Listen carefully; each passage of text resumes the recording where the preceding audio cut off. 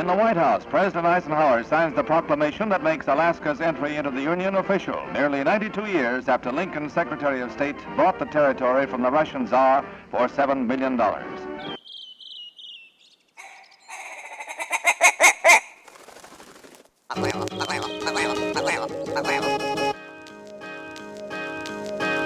Alaska Wild Project podcast is brought to you by the following sponsors. The Bait Shack, located on Ship Creek upstream of the bridge. Can't miss the bright red shack. They're the go-to fishing gear rental and guide service on Ship Creek.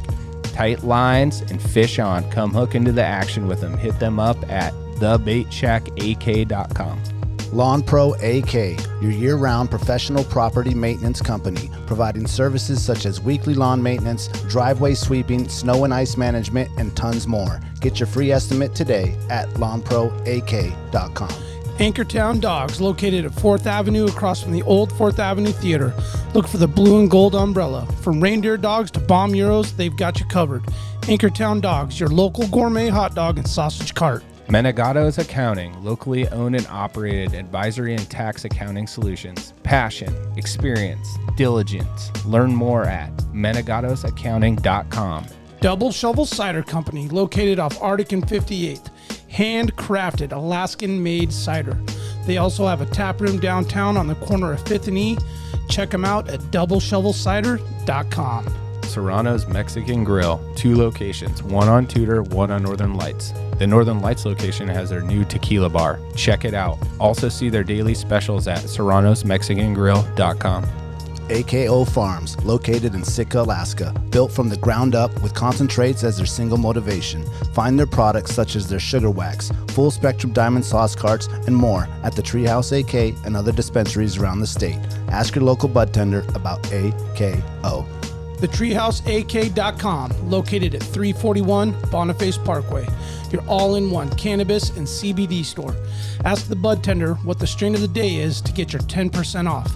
The Treehouse, where the culture lives. Marijuana has intoxicating effects and may be habit-forming and addictive. Marijuana impairs concentration, coordination, and judgment. Do not operate a vehicle or machinery under the influence. There are health risks associated with consumption of marijuana. For the use of only by adults 21 and older. Keep out of the reach of children, and marijuana should not be used by women who are pregnant or breastfeeding.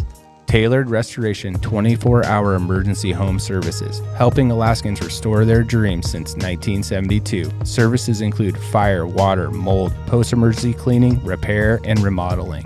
Give them a call in Anchorage, Eagle River, Matsu, or Fairbanks. Hit them up at tailoredrestorationalaska.com.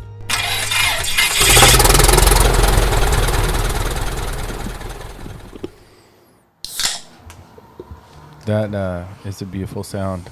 Both of the caribou call and the airplane start. I do. Yeah. Cranking up that airplane. That's a pretty good time. Yeah, welcome back, Jake. We brought Jake Kueber back in for our little podcast this time. We have AWP episode number 23.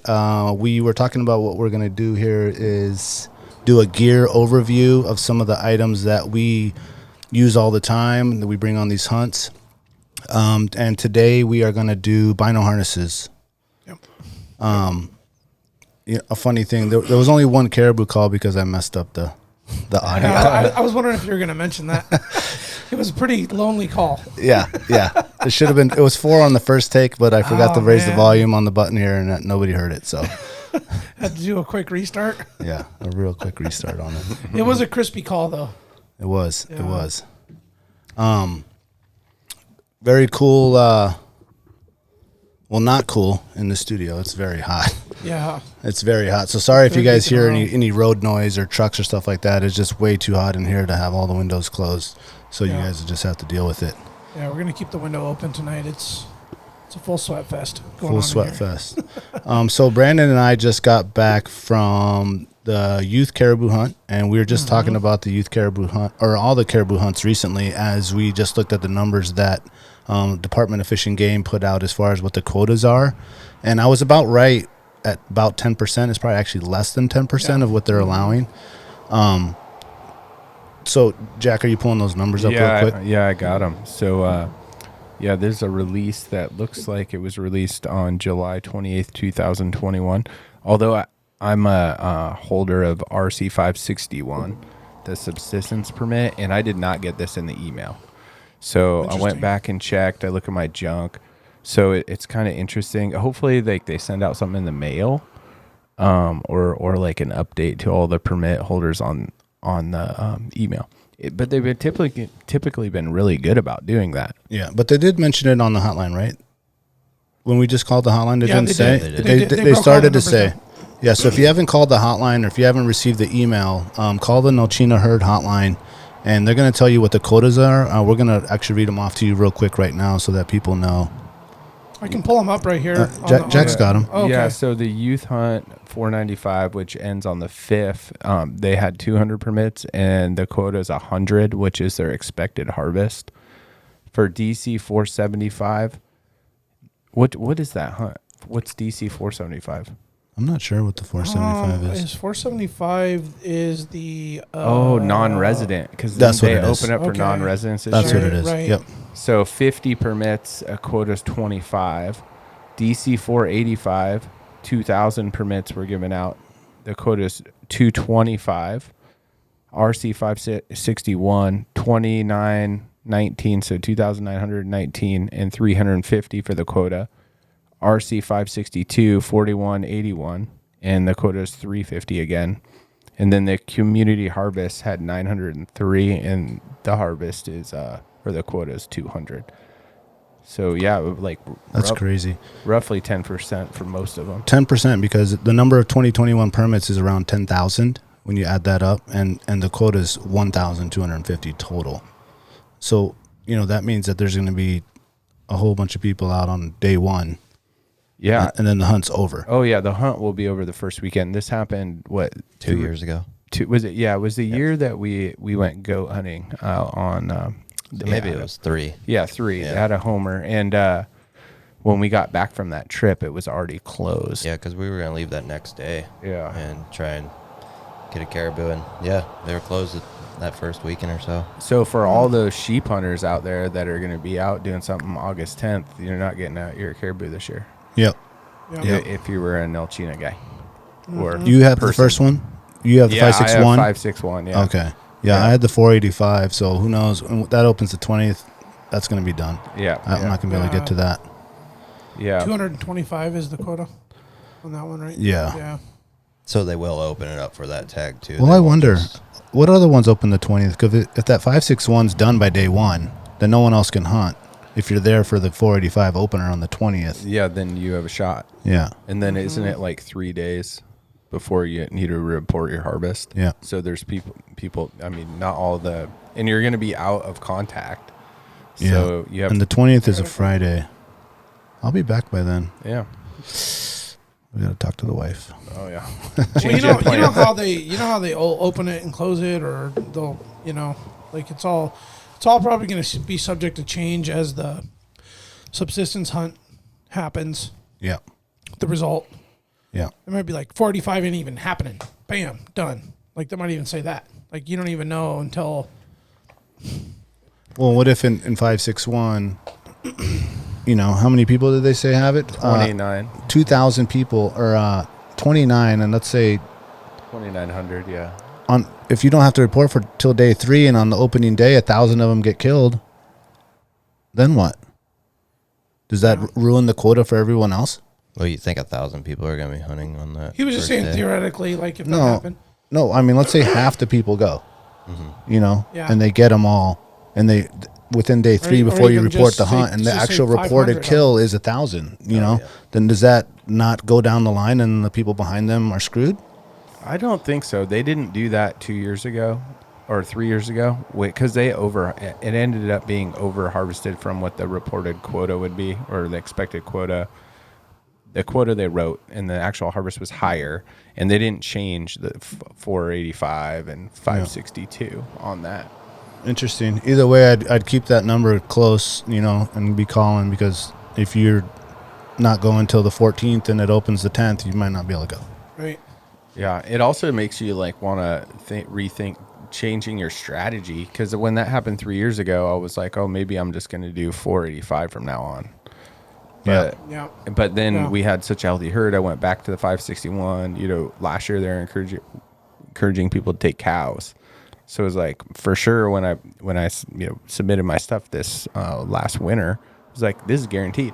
Yeah. In my mind, because people that like us that are going to be sheep hunting, if it's these small quota numbers, we're never going to get our animal. Yeah. Anyway, some interesting. And that's too bad if you on a draw like I did and got the 485, or even worse for an out-of-stater. There's only half. Oh, right. 25 of them. Yeah. And you're just out of it. Yeah. I was really surprised to see that out-of-state option this year. That's the first time, right? Yeah. Just because the local community counts so much on that herd. It's like basically like from Anchorage, the only southeast or south central, like the only drivable herd that you can just go get a permit for. Now, is that the 25 that they're giving out? Is that 475? It was 50 they give out, and 25 is the quota for the non-resident. I wonder if that opens on the same day on the 10th. I think it opens the same day as the 485. Oh, on the 20th? Yeah. Okay. Yeah.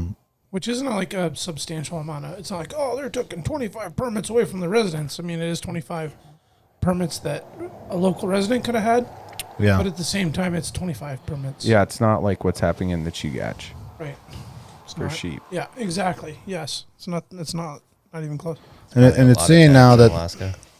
that the goal is switching from reducing the herd to stabilizing it. Yeah. Yeah. So I'm sure it goes up and down, and those counts and stuff like that. And leading into the youth hunt that me and you just went on, in Unit 13 there with Kennedy and my son and still our whole family. Open right now, actually. Still open. August 3rd, yeah. Yeah. It almost makes you want to go back out. Yeah, I considered that. We can go short story long story short, however you want to do it. We'll brief it. It was a great experience. I literally just got home tonight at like 7:30 and parked the truck and then unloaded and came straight over here. You nailed the timing, dude. Oh, man. Well, the construction, man, I got stopped twice. And then that damn stretch on the parks, like in Peters Creek, Kodiak area. Oh, my God. It was just another 45 minutes crawling through there. I was like, fuck, man, I should have went around. But no, we did good. I actually hauled ass on the Denali today when I left camp at 12:30 on the head. And there was actually that other group. Remember the group, the mom, dad, the other guy, and then the boy? Yeah. They wanted me to stay because they wanted us to go up to the around the other side with them tomorrow. On the other side. Yeah, because they're going to go fishing today. I lined them up. I said, go down by the mine and go see if you can catch fish. They caught like 100 grayling yesterday. Nice. So the son's like, I just want to go catch fish. Yeah. So they're going to go do that today. And then they're going to go up there tomorrow morning, go like at 6 a.m. and just go run up in there like, you guys should come with us. I was like, man, I wish I could, because I told them I didn't want to go there, just me and Kennedy alone. Yeah. They're like, well, we'll go together. And I was like, man, that would be great. And now I kind of regret we didn't go that way. Maybe day one to go see if there was some more caribou back there. But I don't know, man. It's so hot. Yeah, we didn't tag out. I mean, we got in there a day early. We did a scout ride. We found some caribou. We felt like the area was going to be pretty solid. Maybe there wasn't going to be a lot of pressure. And then opening day, we got in there and there was pressure. There was quite a few other hunters, which is all good, man. They were just dads and parents with their kids. Nothing like it's going to be on the 10th. Oh, no, not even close. No. And I mean, everybody's there for the same goal and reason. It's not like, oh, you guys are hunting our area, or anybody was kind of acting like that. It was like, just, hey, man, good luck. Get your kid a caribou. So we were all kind of in the same area. And sure enough, there was a couple, 3 or 4 groups that did tag out day one. And there was some sporadic onesie twosie, cow calves, small bulls, single cow, scattered around, running around. And I think guys just kind of set themselves up in that back valley in the right place at the right time, and they scored a caribou. And from what we could tell, the caribou weren't real healthy numbers. They're number one. They were real scraggly and like hot and like what would be the equivalent of shedding for a caribou, like where their fur is coming off? I think it's called shedding. Is it? Okay. Yeah. And I mean, I've never seen caribou shed. Like those cows we saw were like, just the hair was falling off. You know. I wonder if that's because we had such a cold July, and then now it's been super hot. Yeah, they used to have like more body hair on them. Yeah, so I mean, it didn't really get hot till recently. Yeah, that's when it's been cold. Yeah. I want to say Saturday. Saturday it was like pretty hot. It was like 65, and then Sunday it was like way 75. hotter than that, dude. It was 88 in the truck. Monday was that was Monday. No. Sunday was day one. Yeah, Sunday was like hot. 75. Monday was hotter. Yes. Way hotter. Like, dude, the side-by-side was making this groaning sound. It was like, you can hear the transmission. And I was like, yeah, I think we're just going to sit on this knob and glass and quit driving around. Because you could just tell, like, the machine was making another noise. It was just that much hotter. Yeah. A dude with the blue Argo overheated. Oh, I bet. He's like, I never overheated my Argo. I moose hunt with this thing. I've never hunted in this hot of weather. And so he had this cowl off and his engine exposed. He's like, yeah, so that, I mean. Yeah, well, my machine did that weird little thing, too. With the power steering? Yeah, which just it like never too did hot. before. Just like stopped working the power steering. Really? I turned it off It was for blazing, 30 minutes, dude. turned back on. It was Yeah. good. That's incredible. Yeah, we were just crawling over some tussocks, kind of get up on a rise to get a good glance. And the bugs were horrendous. the mosquitoes and the horseflies, man, they were so brutal. Full feeding mode. Did you have the gnats? All of it. The At white night, socks? yeah, at night, Oh, yeah. they were out. Just go for your eyes. I can tell you, for anybody that put a caribou down after noon, Oh, my God. it was going to be gnarly. Especially, like, man, remember Jason and the daughter down, and they went down in the brush, and it was like Like the 6:30 swampy at little area? night, and it was still like 70 degrees, and they went, you could tell they had gotten a caribou because, we saw them down in the field with their orange vests. The dad left. He goes and gets his Ranger and rides back. This is a group that we met the day before, and he had never been up there, so we told him, follow us in. Yeah. Follow us in. We'll show you the trail. You go up over here. We'll get to here, and we'll split up, and you guys do your thing. We'll do our thing. Yeah, And they got yeah. a caribou, so it was really cool. Awesome. Yeah, we were so happy for him. And but he went down in that low brush, dude. Oh, man. I bet they were just bug bitten, and Yeah. I would have had to bust out that head net. it was head net worthy. Yeah. And a thick shirt, because the horseflies will bite through your T-shirt. But it Like, was they so don't give a hot, you shit. couldn't. No, you would just couldn't be wear it. sweating. Oh, my goodness. Man, dude. Yeah. Yeah, blazing. so needless to say, as far as caribou, it was quiet. We did see a grizzly sow and two cubs, big, beautiful, healthy grizzly sow with her two cute little, tiny little cubs out running around. She was hunting the squirrels. You could see her pouncing on the tundra and showing them how to do that. And then she's woofing on the blueberries. And we saw her in the morning, and then she bedded, and then she got back up in the evening. Saw some moose. Again, saw some sporadic caribou running around. Never got an opportunity or really found a caribou that we really wanted to take. But great camping trip, great riding, great scenery, great company. Daniel brought his boy Mateo, 10 years old. My daughter's 12. They kept each other company because 14 hours out there on the trail is a long day for anybody, let alone a kid. Totally. Last 3 hours, man, we drug it out. I mean, Kennedy told me on the drive home tonight, she's like, Dad, me and Mateo were like, we wanted to go, but we were like, we didn't want to, whine, so we didn't want to tell you guys. Well, because the rules of the kids, there's no whining. Yeah. Yeah. And so they just sucked it up. Yeah. Yeah. And literally when we took a nap there, and it's just like 2 hours and of like, Yeah, it's I no fell whining, asleep, be he fell safe, asleep. have fun. And there's 3 rules. That's it. And then they really abide by the no complaining. I mean, Yeah. they do not complain. They really hold that rule to heart. And they did really, really good. And we still had a really good time. And I got no complaints. Kennedy learned a really valuable lesson, I think, this round, that, you don't always harvest an animal when you go hunting. And that the conditions in Mother Nature can dictate a lot of what you're doing out there, Right. whether it be bad weather, snow, rain, cold, bad seas, in this case, really hot weather. And you can still hunt in it. Is there still animals around? Yeah, there can be, but it's very challenging. I mean, honestly, I think I would have sat up there in a couple drizzly storms passing by in the wind over that hot. I mean, honestly, because then there might have still been at least some animals moving around. I guess, you pick your poison when it comes to some Well, it was a sort of really good discomfort, lesson but- they learned, patience. I mean, it's, Oh, man. it's one of the most important things of hunting. You got to be patient. Sometimes it takes a long time. Yep. And even more, a lot of the times you don't get something. Yeah. Yeah. You know. That's actually what happens more times than not. Yeah. And it's totally okay. I mean, it just wasn't our year. And you talked about maybe going out. I thought about maybe doing a last-minute run, maybe, play hooky Thursday, last day, go run up to Eureka, right? Maybe we can leave Anchorage at like 5:36, run up there, go punch in a couple 20 miles, catch a caribou slipping, right? I checked the weather. It's 82 degrees in Eureka on Thursday. I'm Oh, like, man. Yeah. That's incredible. I think we'll just kick it. Kennedy's grandma wants to take her out for dinner. I'm like, yeah.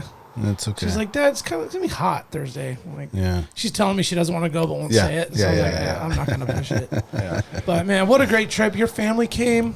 Yeah, it was Poppy, awesome, man. Mommy, the in-laws, and like, oh man, dude, Big Alexia, group. her sister, and It was amazing. Saturday we did the scout ride, so we took Daniel's wife Alexia and his sister-in-law, Nice.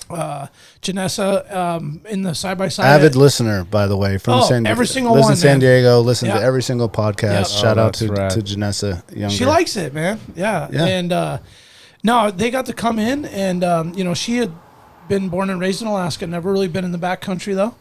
And Daniel's gone home and told Alexia endless stories of the Unit 13, area Right. and hunting and stuff. And so they jump in the back of the side by side, and it's the first time I've ever had a full load of like pretty much adults in there. Yeah. On fairly technical riding, creek crossings, steep pulls on rocks, nothing really Beaver dangerous. ponds. Beaver ponds, yeah. And man, it did really good, and they had a great time. It was almost like a safari for them. Yeah, totally. And we had a little calf caribou come running right out of the brush, right on the Oh, trail, yeah. about 30 yards in front of us, run up to us and kind of stopped and looked at us like, "Oh, you're not my mom." Yeah. Gave us the. Yeah, she kind Yeah. of barked at us, Yeah. and the kids were just like, Yeah. "That was the coolest thing ever." That little Totally. caribou came up, and we saw caribou running around, and then it was just the overall experience when you look at it in a whole, to what a trip is when it's the drive, the preparation, which Kennedy was a part of, packing the gear, the whole thing, the drive up.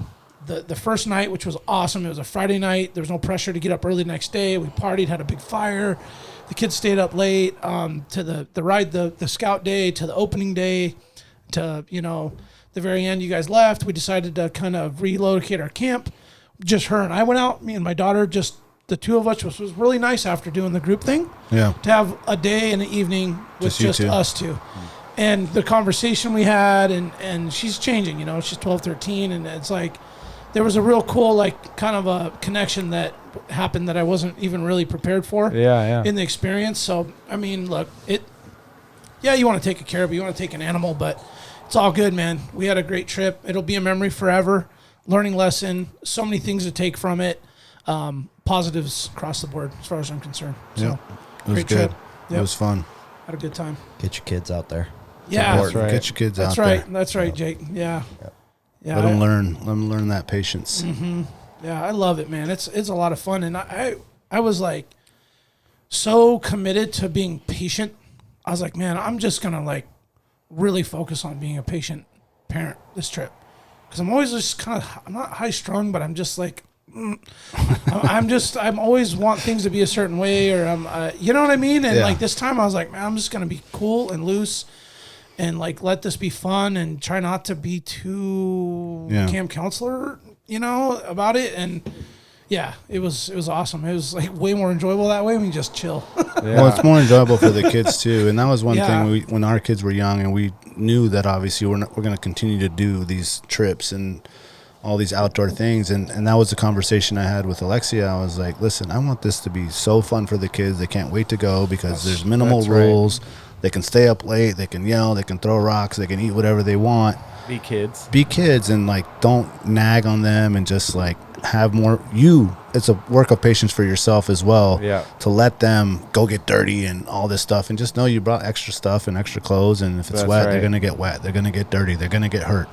They're gonna be hungry. They're gonna get hot. They're gonna cry. They're gonna, all these things, and it's just like be prepared for that. And the more fun you make it for them, they're gonna Yeah. want to go the Right. next time. Yep. Not be Yeah. like, oh, I don't want to. It's Yep. not fun. And then they get to feel the full spectrum, where they only get to see a little piece each year, I think Yes. that's really important. Yep. No, Yeah. it is. Yeah, and it might have been nice not to, gut her, I guess, second animal in that heat, because I could just imagine the bugs, like, turning off these youth I'm hunters, telling you, man.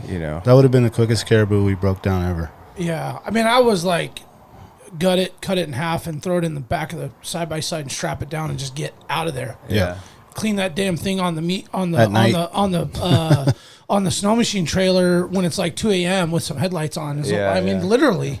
Yeah. I thought about it, because if you want to keep meat protected and clean for a very short period of time, I found when it's hot, which this sounds weird, but I found keeping the skin on it just for a little bit will keep the flies from flying on it and setting their larvae and getting the maggots on there. Yeah. I once killed a moose September 1st, and it was 70 degrees, and I laid that thing down on a tarp. Went to hack the other quarter off. Took like 20 minutes. Flopped that thing up. There was sacks all over that meat, just like that. I was like, whoa, dude. Like, I mean, I can't do this any faster. I mean, this is getting done. I mean, it needed to be like cut off, skin, put in the bag right away. Usually I lay them out and let them kind of like air out before you put them in a game bag right away. Yep. But, and then, so my boy Lance cut the other one off, was like, just leave the fur on, and we'll just set it on the tarp face down, and then once we're done, we'll get down and then peel it open. I'm like, oh, that's a pretty good idea. So we left the hide wrapped on it. As long as you get that quarter off. Yes. Then you can leave some of that hide on it. And it was talking like a don't, couple hours, but you're gonna get that bone rot quick. Yeah. It was just in that heat. I learned, and then this trip it was like, you know, Kennedy and I killed a caribou at like 7 o'clock last night. I was like, oh man, it would have been brutal. We'd have been down there for 2 hours in the bugs. Yeah. I was like, I was willing to get it done, but I was okay that it didn't get done. Exactly. I was like, it was just all right. It was all right. So. Yeah, so we'll keep moving. All right. But the other interesting thing is like the hunting in the heat, and it's something that we're not really used to here, But you talk to the dudes down in the South, and my dad grew up in Wyoming hunting, and on those hot days they take the afternoon off, right? Right. And I think in Alaska we're so deep, and we're like, just okay, we're here, we're gonna get it, that we still like are out there hunting or hiking in that heat, and it's just like it's a hard lesson for us to learn, but once you learn it, it makes your day way easier, because then you're like refreshed for that evening hunt. Yeah. And that's when the animals are going to come out, is when it's dark. Yep. Right before dark. Yeah. When I grew up learning how to hunt in Georgia, we would only hunt from like 4 a.m. to 7 a.m. and then you would take the rest of the day off till like 5. Yeah. And then you'd go out there. Yeah. Go home and take a nap, watch college football, and then go back out, right? And you would take a nap and hang out, have some good lunch, and then you're back out there in the evening. But the hogs weren't moving either, neither were the deer. Yep. So maybe we got to learn that up here on these hot days. Yeah. It's hard to like go through all the preparation and then get out there and then just waste like 10 hours of the day. Yep. It's hard to like mentally be like, okay, I'm just going to stay down here. We didn't leave the trail, leave for the trail yesterday until like 3. And you guys are 2:30. Yeah. After you guys left, we like still chilled. We had, we sat in the shade for another 45 minutes. And I was like, you know what? We'll just go a little later. That way we'll burn an hour and a half riding up while it's hot. Yeah. But guys, man, we got up there at like 5:30 and it was still hot as shit till like almost 10. Yeah. When we finally got back, it was like I jumped out. I was changed, put a flannel on, and I was like sweating, trying to make a fire. I'm like, Jesus Christ. It hit 91 driving through Talkeetna. I believe it. It was 78 today. So just intense heat. It was crazy. Intense heat. Yeah. Yesterday was a really nice day. Yeah. I mean, it was beautiful, just not hunting weather. Yeah. Oh, it was right. beautiful. That's all it is. It's not often you ask for rain and clouds in Alaska. I know. Exactly. Well, Jake, I caught cell phone, I was on my way back, and I flashed Instagram when I got to the studio tonight. And I saw an awesome picture of you out, what looked like it was out in the Sound, deer hunting. Yeah. Great photo. Beautiful scenery, green, lush, blue water. Yeah. But probably hotter than hell, huh? Yeah, that is exactly why I don't think I saw a deer. It was crazy hot, especially on top of the mountains where you can't find any shade. Oh, yeah. It just blares. Was there any wind either? Like just any breeze? Like slight breeze. Not enough to like cool you off. No. Not at all. No. Sweat fest. Ready for the gear review? The topic, yeah. Got a little off track there for about 30 I just wanted to ask because I happened to catch that, and he was heat was our issue too. Another hunter that experienced too hot of conditions to even bother trying to kill something. So, but in good news, I heard the Kenai was popping. Oh, was it? Oh, for reds? Yeah, and trout. Carl got some monsters. Crazy how the numbers came up today. Yeah, the numbers were in crazy. That would have been the weekend. Yeah, so the fish numbers are pushing through the. I think it was like 87,000 yesterday, and then like in the hundreds today. So that's crazy. Wow. That's like 2 weeks later than it used to be when it was hot. Yeah, that's cool. Yeah, we the family unit got 103. So the greater family on Tuesday. It was really, really good then, and the numbers just keep on going up. Wow, cool. All right. So still fishing season, not quite hunting season. Yeah, I'm supposed to go Saturday just for a nighter, one overnighter. On Saturday?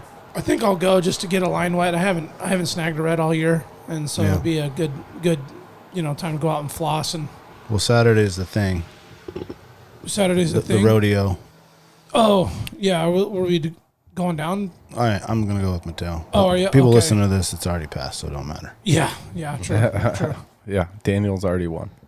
I already Or I won the guess- Derby. If you listen to this, I already won the Derby. Yeah, probably Mateo. Mateo has already won. Yeah. Mateo won the Derby, and thank you very much. Yeah. Got the big check. Dad got second place. Jackie, you want to? We're going to jump right into the Bino harnesses and the overview. And the idea of this overview of different gear things we're going to do is not really tell you like what's the best, what's the one you should buy, or we're just going to tell you what we use and what we like about it. And then each person will kind of go around and say what they have and what they use and what they like about it or wish was better or different. We're not promoting any certain company. We're not sponsored by any of these companies. So we're just going to say, hey, this is what we got. This is what we're using. This is what we like. This is where you can buy it. This is what it costs, vice versa. And today's topic is Bino harnesses. We're going to start off with Bino harnesses, and then we're going to proceed to other ones, boots, backpacks, and things like that. So this is one that you're maybe going to want to watch on our YouTube page. If you're not a subscriber yet on our YouTube page, Alaska Wild Project, go please subscribe. That's very helpful for us. And so that you can see what we're talking about when we're handling this gear. Yeah. Real quick. Jackie, you want to press a little zoom on that recorder here, and I'll get talking to the first Bino harness we got. So I used to have one of the original Kuiu Bino harnesses, but I ordered the wrong size when I got it, so my 10x42s were always flopping around in there. Oh, you had like a 12x50 large Yeah. one. Oh, okay, I remember that. Yeah. And so I ended up getting these new ones. I am rocking the Marsupial binocular pack. I purchased this at Barney's. They're in Anchorage. Barney Sports Chalet. Barney on Sports Northern Chalet Lights. on Sports Chalet. Yep. Yeah, which that's a pretty cool name. So he has these Marsupial gear Bino harnesses there, and this one's, I want to say, a couple years old, at least a year or two old. So this one right here holds my 10x42s. The one thing that I like really is the comfort level of this. These straps are a lot thicker than some of the ones if you were to go get a brand new. I bought Mateo some Leopolds, so he had something, and it comes with a little Bino harness. And so I was looking at his versus mine and what the main differences are. And obviously the quality of the material is a lot better, and the thickness of these straps that go over your shoulder. There's So like it's some padding there. yeah, there's like a little I bit never of noticed mesh that. there, so it kind of creates that airflow in there, so it's Yeah. not too sweaty on your shoulders. And then on this backside as well, you have the mesh, so that it's not so sweaty on your chest. And you also have a little pocket here that pulls out, so that you could put whatever. I have nothing in there right now because it's so tight to my chest. I think if it was something that was pokey, it might like dig into my chest. And then you got the two stretch side pockets where you can put different things, as you'll see as these guys have their Inreaches and stuff like that. I just keep my little cleaning tool here, this little lens pen, to kind of clean off the binos. And on the front, it has this zipper where this is where I keep my tags. I got it in like the Cabela's, whatever. And Sure. you can keep your little Keep it tags. It's not a lot of waterproof. space. You Yeah. can't put too much in there. There's not a lot of stretch right there. Okay. But enough so you can put something in there. Yeah. And a lot of people maybe on the side would put the little puffer, for wind, Yeah, the wind indicator wind thing. indicator, yeah. And so I might start actually clipping my, like you'll see with these guys, clipping my, that's what I do. I keep some Snickers in the side, some candy. Eating Snickers. A little snack. Yeah. You never know. You got me a little hungry. Yeah. And what I really like about these is they're not very bulky. And this is a preference thing. Some people like a lot of pockets and a lot of stuff on their chest, where I don't really like too much right there. I like it to kind of be slim and not more weight on my front. So these are really slim and tight, and there's no play in the Bino in there. They like fit perfect. And the one thing that I like the best is this magnetic seal and the way it opens. These Bino harnesses open towards the front. And so then they have this little magnet that latches it in right there, right on the back side. So it's easy with this little tab to pull it out one-handed. That's really reverse versus normal design. Design is from the front roll back toward Yes. the chest. Yeah. Yeah. And that So this one on your is chest, so you can just reverse. like pull it with one hand. Because let's say you're holding your rifle or whatever. You're looking forward. You're looking, and you can just pull it out right now. And then it also has a little magnetic thing on this bottom where this can stay latched on the bottom as well. Because a lot of times if you're in movement and you want quick access, whatever, you want to keep so it you open. can pull it open so that you don't have to keep clicking it open and open and down. But they're still protected. They're not like going to fall out of there or anything like that. Yeah. And they got a nice little like almost like a felt or like a fleecy inside, so you're not going to scratch up anything that you have in there. Yeah. And the original ones, I want to say these are the second gen. And on the first gen, there was a gap. There was a gap right here. They didn't have this little area right here, so that like it would get dust and stuff in there. Yeah, so or leaves, like we're walking through the brush and it gets on your lens. It's always annoying. That stuff will pack up in there, won't it? Yeah, so they ended up extending this little side barrier there, so that it's fully enclosed in there. And I mean, had this thing in rain and water and all that stuff. I did before with my old Kuiu ones have like a little pack cover that I never really used. It was like a rainproof thing, but it seems like these are pretty waterproof. I mean, this is a really thick material and it's quiet too, so you're not gonna be like making noises and stuff like that if you're crawling. Give it a little scratch with the.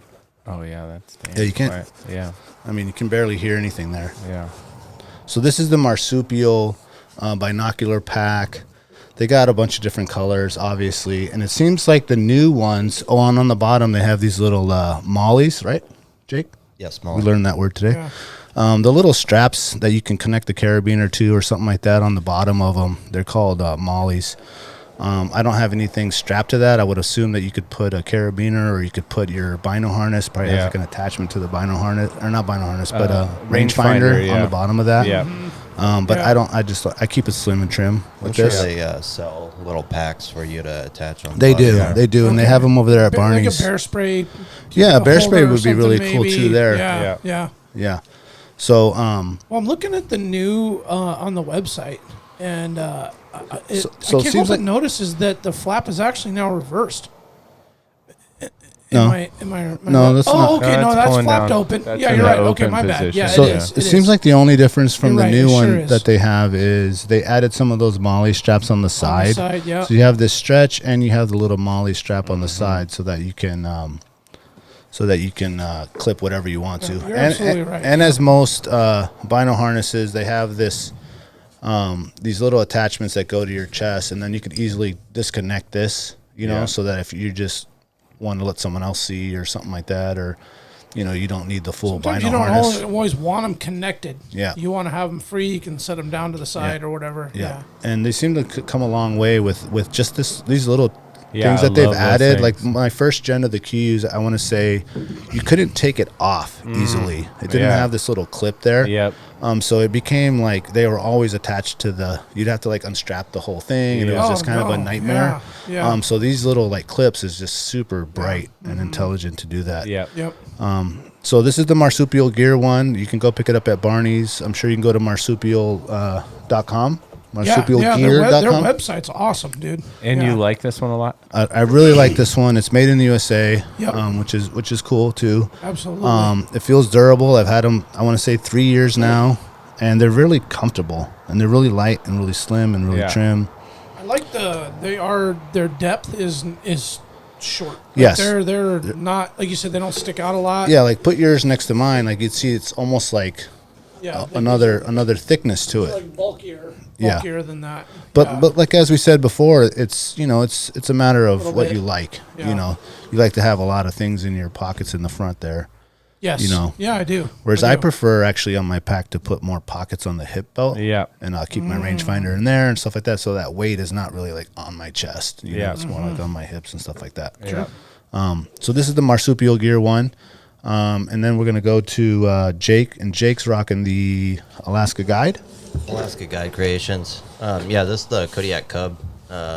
It's actually the second bino harness that I've had. The one I did have before was just straps, and it wore out over time, and then had no utility to it. Yeah, but it was pretty cool. Like it was like the early models. Yeah. Before these like newer ones came out. It had like the first generation of first cord. generation. Yeah. Of bino harness. But this one's pretty great. It does have external pockets all over. I don't use these two. I do use this top pouch for my Garmin Inreach. I think everybody should always keep your SOS device within a very close proximity of you, so that's why I use it up here.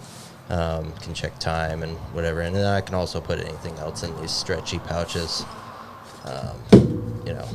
Whether it be just anything, little map or whatever that you have Something to you want have quick access to. Yeah. Right. That's pretty slick. I didn't realize looking at it all this time that was on the top. That's really, really sharp. And I feel like there's less likely to fall out when it's on top. Like if you're crawling and ducking under alders and doing stuff versus it kind of being on the side. Yeah. I feel like you'd have to really try to lose it out of that versus it being on the side. I don't know. It seems pretty slick. And I mean, it's obviously not meant for this, and I would definitely like it if it was just one I guess elastic pouch. Gotcha. For this That would actually fit, but I just make it work. Sure. It looks natural. Because it does come out, Mm-hmm. Hence the carabiner, though. You got the backup there for, little dummy cord. Yeah. Right there. Yeah. It's front to back. I'm a front to back type of guy, so I don't know. It works for opening up towards the chest and then comes right open. And I think it kind of just naturally closes. Uh-huh. Right? So even if I was like in the heat of the moment, didn't think about clipping it. Yeah, it's gonna somewhat protect it or catch it, and maybe I would catch it that way and see. Or protect it from dust when you're riding or whatever. It still flaps over. Yeah. Right. Do you connect the binoculars to the frame of it, or the like with straps? No, oh yeah, I noticed that he doesn't have those. They did come with it. I believe there's a connection off of here or whatever on the little actual harness. On the actual harness. But the only reason I don't connect it is because of I don't know. I got really nice binos, so everybody wants to hang out with me. Yeah. I noticed both you boys got the vintage swirls going on there. Thanks dude. to our fathers. Epic, yeah. Yeah, well, the newer binos have like those like matte kind of rubber type textured covers on them. Like green. You guys got those like more orange field textured, glossy, like the vintage swirls, but probably with the epic glass quality though, right? Yeah, great goodness. glass for sure. Oh, but I like taking them out and putting them, down to the side or whatever. And I don't want to be, in and out just because of movement. I don't know. It's preference, right? Yeah, it's what's comfortable for you. I don't want additional lines on me. Yeah, lashes and like rings and things for shit to catch it. Right. To catch, Exactly. Yep. And so that's just how I am with it. I just put my rangefinder up front. Perfect. Now that I'm shooting a compound this year, compounds are pretty much you want to be able to peg your exact yardage. So rangefinder really helps with that. It's nice that that's in the front. Most of the bino harnesses don't have that, and for bow hunters, it sucks. They get the separate little package on the bottom, and it's kind of a pain in the ass to reach. Mm-hmm. It's awesome having. Well, it's not an additional purchase either. It's just part of it. Yep. Ease of movement. Yeah. What really came of the bino harnesses from my military background, the ease of movement, with your equipment and having everything in your kit on your front that you can actually access, reload quicker, everything like that. That's what the bino harness does. So having this up front where I can grab it real quick and access really it. good. Just kind of what I'm used to. So it's what I like. It's got really rugged stitching. And and material too. It looks very, very rugged. It looks like a Cordura. Cordura. Yep. That's what mine are made out of too. This I'm not sure what. Yeah, what does it say that this one is? It's not Cordura. It's almost like a marsupial, polyester with spandex, maybe. Is what it looks like. Yeah, I could look it up here. So is that made in Alaska? It is. I believe the guys are out of Kodiak. And one thing I noticed on that Alaska Creations is the width of your if you pull that out versus this one, look at this, it's really thin and there's not a lot of padding or strap there. That's got to be really comfortable. Look how wide those are. Yeah. And additional little straps here. Yeah, and another thing that does it also sag? a little bit, like over time. Yeah, I would say so. Yeah, so I think that's what helps with this wideness, and then this big back piece is that it has a ability to grab a hold of something, and it doesn't really like fall down to your belly at all. It stays up on your chest. Yeah.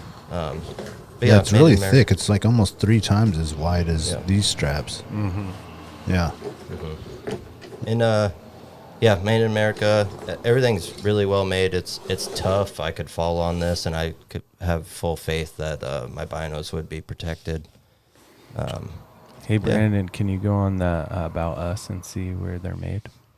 I'm looking at it right now. Yeah, that's what I'm looking at right now. It looks like Owen, Jarrett Owens, guide. Is out of California. Has been guiding Alaska forever. Basically designed these bino harnesses originally, just because he was guiding in Alaska. This is kind of like a little message or what's about Jarrett right here.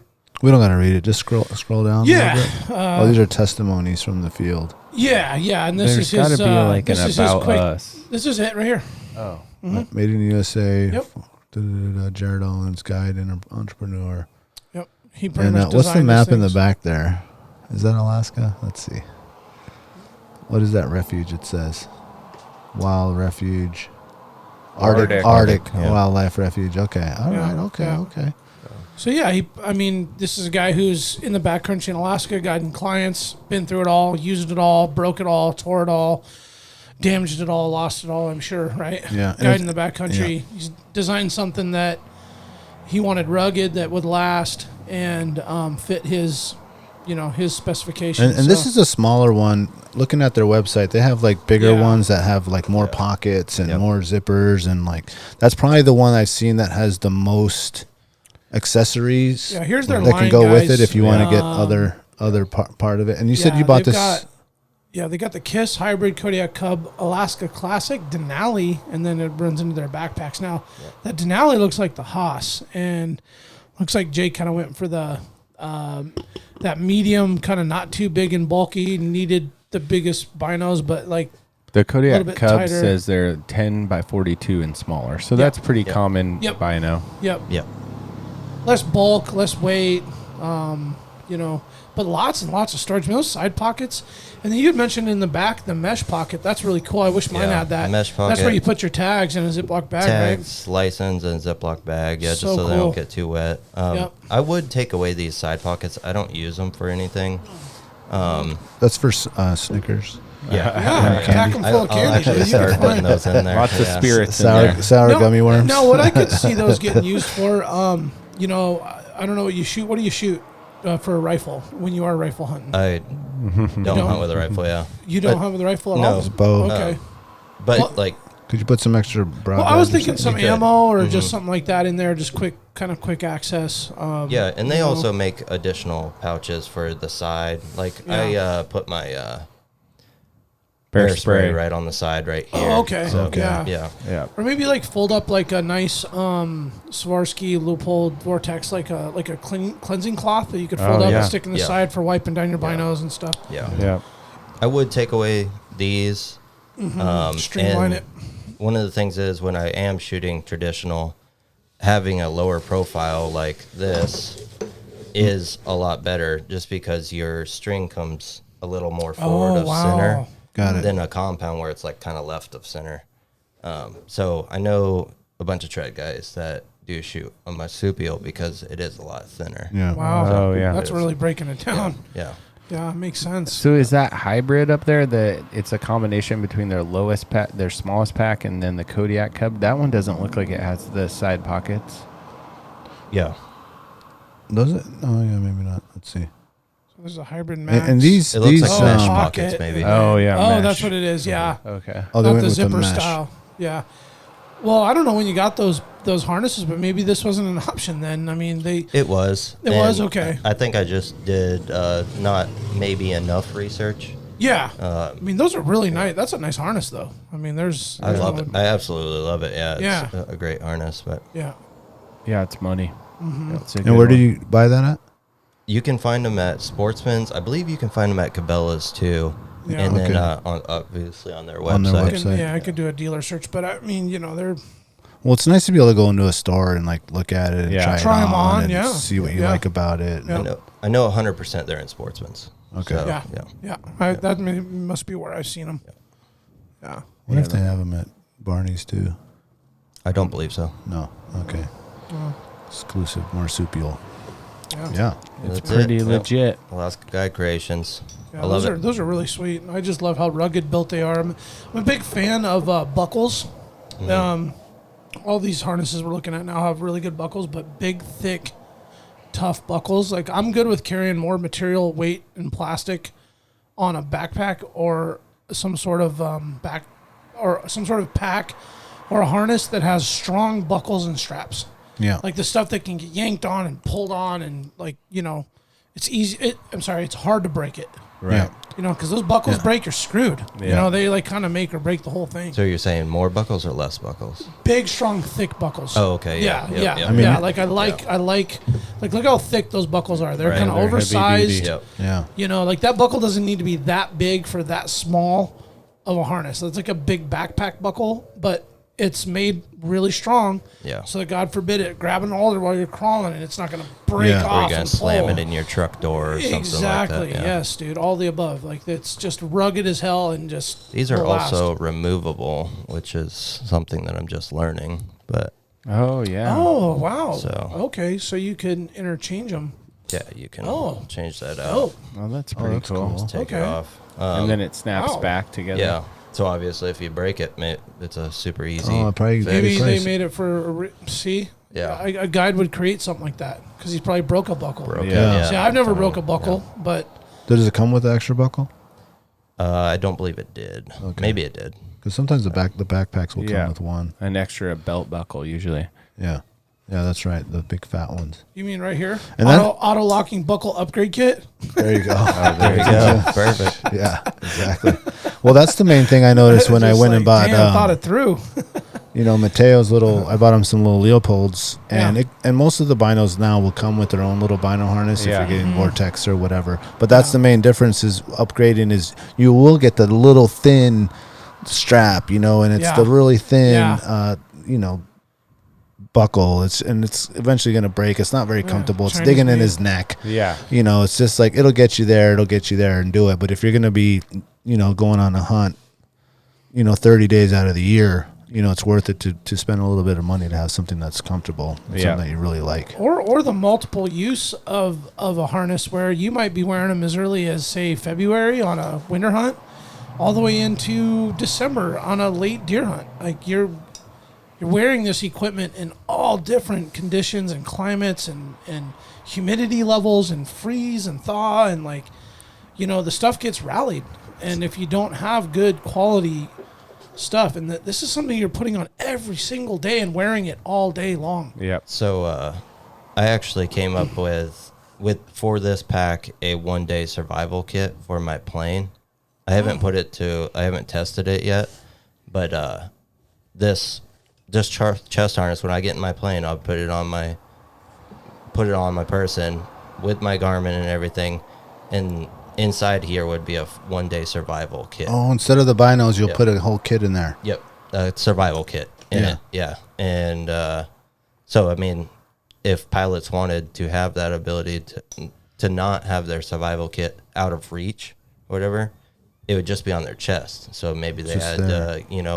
bail out of the plane on a crash landing, it's on fire or something. You get out and it's all It's on all your with body you. right there. Yeah. I So- dig that. That's really cool. What's in that kit?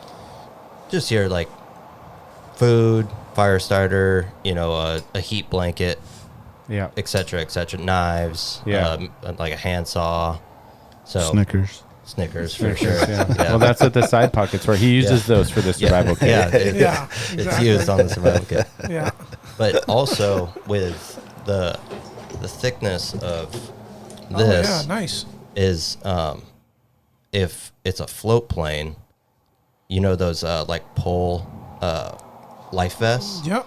I was gonna put the back connection back here, same as these clips, back here, and then have it clip up to right here on your hips. So if you go down in a float plane or if you go down in water, you can bail out of your plane. You got your survival kit and you got a life can vest. pull it, yeah. So, and that would just be detachable. So you got land and sea That's way survival cool. kit. Because I wear Instaflow. my, we got the name of those things with the butter safety episode. What were the pull? Type 3? No, they were the They're type 5. self-inflating or whatever. Yeah. Anyway, they actually, what's cool about those is they do fit comfortably with a Bino harness on. Mm-hmm. They're not Yeah. like, they don't restrict the way you can kind of like put it on, Yeah. buckle it, and then put your Bino harness on. Or no, I'm sorry, Bino harness, then life preserver, my bad, other way Yeah. around. And it's like seamless. It doesn't interfere the way it buckles, and it's really cool. I like that. Yeah. My son, I told him I gave him my old one, and he didn't know what it was for. I just gave him like that thing without nothing in it. He thought it was a fishing thing where you could have it on gotcha. and have all your fishing stuff Yeah. and never have to leave your spot. Right. Yeah. You know, so Could like be. instead of the vest, you know, some dudes rock the vest, whatever, Or but the it's just big like a little vest bit more pack. snug and Yeah. like, you know what I'm saying? You can have all your hooks and all your lines in there. So he started like putting like fishing stuff. I was like, no, that's, It's in your workspace, right? Like Yeah. it's in the perfect workspace, which is like right there on your chest, and you grab your little fly box out of there and you're tying your yeah. And you could fit Yeah. 2 beers, Yeah. you know, 2 right in the top and still have access to all your little stuff. Oh, we should start making paddleboard packs. Yeah. Yeah, that's Oh, right. there it is. And they float, Next make level. them floatable. Non-alcoholic, of course. But. Yeah. Or it would be cool if it was like this, the whole thing was actually a life vest as well. Oh, that would be cool. 16-ounce fit in there. Yeah. Let's see. All right, we're doing the full test. Oh yeah, Two two of of them. them. Two of Right, them. dude. 2 caribou Okay, so you can calls. fit 2 caribou calls into the. There it is. There it Dude, is. Well, snug as a bug, yeah, man. that's Look at there's that. the survival pack. Yeah. And then put the life vest thing on it, and we're set. Yeah, there done you go. deal. Okay. Done deal. All right, hit us up, guys. We got ideas. That was do need way a too good of a paddleboard snug pack. fit. Yeah. Like, for real. when's that coming? You know, So would that be like attached to the board? No, Like, I think you'd want it like something where it's like Velcro or you know those. Have you seen those new Oh, suction like it. cups that won't come off unless you Yeah. put them straight up? So maybe it has that, and it's just like on the bottom, but like very minimal, and then you can also like pop it on your chest. Have you guys seen the beer tipping thing? That's Like- what, Yeah. what we're Have you talking actually about. know in person? Have you Yeah, ever- I have them for the pack So rack, Eric has or one on for it in the his paddleboard. boat, and yeah. it was like such a pain in the ass to get the beer off the. Unless you pull it straight up. That's why I was messing up. I'm like, man, I was just like, Oh, not you getting can't my go angle. sideways, No, yeah. like not at all. It has to just. So cool. I haven't seen that. That's They're cool. awesome. Yeah, I wasn't a fan, but I was like, you know, we're hitting some rough water, and this beer's just like, Really? yeah, it didn't budge, just sat there. Have you used those on our boat yet, Jake? Can you put it on the raft? They're I on the haven't. boat. Yeah. Well, it's suction to the raft, to the It tube. has to be flat. Okay. A flat But you to can make put it it like work. on a wall. Like it'll stay on a wall. Really? Yeah. Yeah. Maybe So the maybe if you have little a table- cooler. It'll work on the cooler. It works Ooh, on the yeah. paddleboard. It works Yeah. on the side of the railing. Where do you buy those? We Instagram. we ordered Instagram. ours on Instagram. That's right. Yeah, it was like an Instagram. We were like talking about this, and it shows up in your ad. Okay, right? there you go. It'll Yeah, show hold up on, tonight. Let me pull my Yeah. phone up. I There need you one of go. those Yeah. suction Your phone's just listening beer to you. things. Yeah. All right, let's see what it says. Look at your Instagram. Real quick. Give it 10 minutes. It'll figure it out. Yeah. There it is. Yeah, in athletic greens. Athletic greens in there. A bunch of Bino harness ads. Any other things you like or dislike about it? Yeah, just I mean, having a little more low profile would be great if I'm shooting traditional. But other than that, it's been the perfect harness. Like, I don't think I'll change away from Alaska Guy Creations. So It's really cool Nice. that it's shout from out up to here them. too. They Yeah. make solid gear. So Yeah. yep. That's a really good idea though for the emergency. Yeah, I really need to Little put pack. it together. I've been kind of slacking and not putting it together, but I think it would help out the community, and I think people would be pretty receptive to it. So Yeah. it'll happen. Now it'll happen sooner that we talk to it Yep, about it. that's it. Now Before we'll someone see. steals my idea. Yeah. You're right. You got a week, buddy. Yeah. Well, with all real quick too, with all the accessory options that it has, you could attach some more stuff to it. Looks like to include like your holster for your pistol and some other things that you could add to that little survival kit Yeah. to get you a night or two out there if you had to. And it's a cool little like hydration pack. There's a lot of really cool stuff, man. That's a really I haven't really looked into these guys much, but I'm gonna go full geek. Yeah, so Yeah. see that picture right there is almost perfect for what I would need for like maybe my next one. The little slim down Yeah. version. It's Yeah. just, yeah. Yeah. That's cool. I think that's that hybrid one. Yep. Yep. Well, you can fit a lot of Treehouse stuff in there. So speaking about that, let's go ahead and give a shout out to the Treehouse AK, your one-stop dispensary located at 341 Boniface Parkway. Be sure to ask the bud tender about their deal of the day, because honestly, there's always something good on deck. And guys, listen. This is where the culture lives. At the Treehouse, their dedication to servicing consumers has been developed through a lifetime of involvement in the cannabis culture. They're committed to providing the highest quality products at whatever value your budget affords, while always maintaining the deep-rooted principles that have carried them this far. Their focus is on the relationships over transactions, and you can always depend on them to treat you with the respect you deserve. Hit them up at thetreehouseak.com, and remember, you must be 21 years old to enter their store. You could probably fit a bunch of pre-rolls in there, huh? Yeah, you can put That pre-roll box right there. Oh, Now yeah. I know that's what I'm gonna have right there, and it's also a wind indicator. Yes, exactly. That might hurt your hunting more than the heat. Yeah, just start blowing smoke everywhere. Yep. Yeah, we'll save that for the teepee when we get the teepee action going in. Yeah, nice. We want to jump into. Yeah, so we should have ordered these and put them in the bag, but Serrano's Mexican Grill. I love their of Serrano's burritos. We order them from Canning Day often. You could put probably 3 in there. Oh yeah. Oh, the they're vertical. big. Oh, they're big. That's a one burrito harness? I think you could get 2 foiled up tight. It's like day one on your sheep hunt. You put Yeah. binos in the backpack and carry one of those for your like morning snack and another one for like late morning snack. They always seem to sit well with You me. just put the little hand warmers in there too to keep them warm. Oh yeah, The little hot hands. I love it. It's gonna happen now. Or, just one guy has the binos, the other guy has the burritos. You just be like, hey, he's got breakfast. He can see the animals. There It'll be you good. go. Yeah. You leave some room for some hot sauce? It's my personal go-to for authentic Mexican food in my Bino harness. It's Anchorage's own new generation of casina.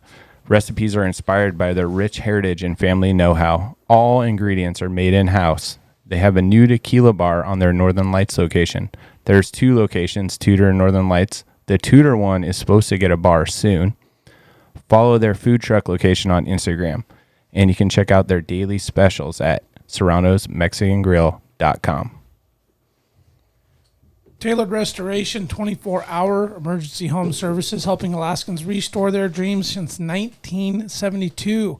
Services include fire, water, mold, post-emergency cleaning, repair, and remodeling, including burst pipes, overflowing toilets, down trees, fires, pet accidents, and vandalism. Tailored has an emergency response number with trained professionals available to help you anytime, day or night. You can reach them at their Anchorage, Eagle River, Matsu, and/or Fairbank offices. Google them, hit their number up. You can also find them at tailoredrestorationalaska.com. So, good stuff on the vinyl harnesses so far. Yeah, we're not going to drag it out too long. We got 2 more No. vinyl harnesses that we use, and they're all different, and so that Yeah. people can get an idea of what it is that we're using and what's going to be best applicable for them. If you like a lot of pockets and you want to put a lot of stuff right there, especially I would think if it's like a really hot day and you don't have your jacket and your pockets on and your cargo pants or whatever, and you kind of want to put everything into the one, so you have everything set. Maybe the bigger Alaska Creation or Alaska Guide Yeah. would be good. Yeah, I think like the application is for the person and their preference. Like all the brands seem really, really good. Kuiu, Marsupial, Mystery Ranch, Alaska Guide Creations, even the more inexpensive, the Vortex loophole kits, like you mentioned earlier, the binos that come with a harness. Yeah, if you're just bringing the kid out kit. for a couple days, and that's perfect. You don't need to go buy I a noticed $90 Mateo. harness. Yeah, Mateo had the loopholes, and Kennedy had the Vortex. Got her a set of Crossfires. Not too crazy expensive entry level binos, and they came with a harness. And it's a one size fits most. She's a 12-year-old girl. She's about 100 and maybe 5 pounds. She's 5'6". She's a pretty good sized kid, and I adjusted those things a little bit and put them on her. We tweaked a few straps, and before you know it, man, she wore those things all day. Yep. And they never bothered her. And, you know, those aren't breaking the bank expensive, you know, super name brand, you know, setups. But, and I know guys use them, and you don't have to go. You look, the sky's the limit when it comes to spending on this stuff. You know, you can spend $200 or you can spend $69, you know, whatever you want to do. But I think you find what's comfortable. I think you find what fits your style for utility and your budget, function, and budget number one. I think that's the first thing you really look at. And you don't need it. I mean, let's be clear. Yeah, you don't need yeah. a bino harness. I mean, You it can beats just put the it on around your hell- neck, you know, or put it in your backpack and pull it out It when you beats the need hell it. out of those days where you just drug a pair of binoculars on a strap, just dangling on your neck. And, you know, then I went from like dangling them to like swapping them kind of like at an angle. So at least they were like under my arm. Yeah. But then they were still like banging. And then I even had a pair that dangled under my 44. And then it would like, it like ended up scratching the lenses. It was kind of weird. And I was like, man, what's the solution? And then vinyl harnesses. I'm like, oh my God. Yeah. It was a game changer. I do want to mention, I saw the Eberlestock, God, I can't talk today. Eberlestock. Yeah. And they have where you can put in your handgun in the back. Oh. It has like That's pretty a space slick, between, yeah. and it has like a mesh on the backside, so you can have your handgun on your that's chest. legit. Because a lot of times, if you're not the hunter and you're bringing your handgun and you have the chest harness, and you got to choose one or the other. You know, you can't have the chest harness and the bino harness. I wonder And they how kind of found a way. comfortable that is. Yeah. Oh, with having with the pistol in there. Yeah. I don't know. I haven't seen one. I just saw an ad for it, and I thought it was a cool, different, new idea. Yeah. You know, I thought that'd be cool for the fishing one. Here's a pretty cool image right here. Dude putting his pistol in behind. It's a giant bino harness, though. You know, you look at like that functionality and lightweight. Like that's really, really cool. Like, don't get me wrong. I mean, it's a pretty sweet. Look how big those are. Those are huge. Huge, yeah. It's like the size of an iPad. Like just Wow. Yeah. massive. Seems like that would get in the way a lot. You definitely couldn't bow hunt with that. That second one to the right up top, like look at the angle of the weapon as well. Oh, like Right right here. into Your his gut. Oh, Yeah, that's man. unusual. Do not like that. Well, yeah, I think it's more like straight down, so it is still kind of going down. No. Yeah. Yeah. It's It still just makes- get your abdomen. Oh, there. he's Yeah. pulling it away from his body. Okay. Yeah. It's a cool idea. I mean, it looks like there's still room for improvement. Yeah. Yeah, it's a As with anything. massive, bulky looking type thing. But like I said, if you want a bigger thing and you can't have both, you can't have your Yeah. you know, a lot. What's the Diamond D? Diamond D, yeah. And the other, you can't have both. I mean, it's a good way to combine. I the two. wear mine together actually. This is why I love my bino harness, is because I can put my Diamond D. I got it like strapped lower. Yeah, so it's right on my abdomen, and then the bino harnesses are right above, so I have quick access to the pistol, and I got my binos. You know, I don't ever like to carry both, like that, then the pack. I'm like 60 pounds, 70 pounds. Yeah. But I mean, if I'm solo, that's the only time I've actually worn them in tandem. Was when I was by myself. Yeah. But When we were in Kodiak, I rolled with my holster is from the Valley. It's Alaskan model. They have it at Sportsman's. It's awesome. It's highly flexible on where you put it on your body. But I just put it a little higher than I would normal, and then I kick it to the side a little, and I can grab it, and it doesn't interfere with my. Oh, so you do the above. Yeah. wow, that's neat. Yeah, two different perspectives on how you can carry your pistol, and I think it's like you play with it. You find.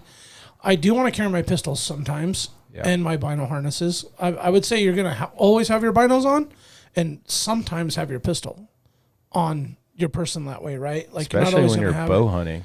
Yeah. Like you want to have I like to carry a pistol. Jake doesn't, but yeah, that makes sense that you'd want to carry when a I did- firearm. Because you don't have any like legit protection from bear charging or something like that. Yeah. Well, like when we went bear on the spray. sheep hunt, and I was just filming and not carrying a rifle. I had my hip holster and I put it on the hip of my pack. Yeah, which was awesome. That worked out good. And and when we do the pack one, I'll bring it in already all set up so people can see. So that way you don't have there's no like weight on your chest because you have to have this on. Yeah. And it's not like a digging weight. It's not in your belt line. It's on the outside, on the outside of your pack.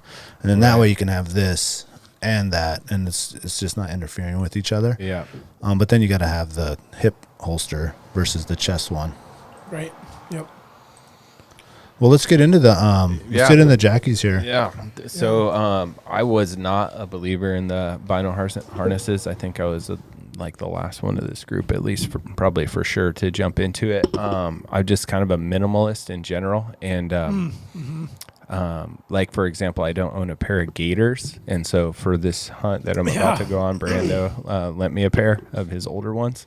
Yeah. I want to try them out, but that's because I've seen this, the success from you guys, and that you guys have proven it in the field that it works and helps. So it's like, well, okay, now I'll try it. Well, I didn't believe that at all for the Bino harnesses. I thought they were kind of a gimmick, and at the time they were really bulky. All the ones we have here in front of us are really small.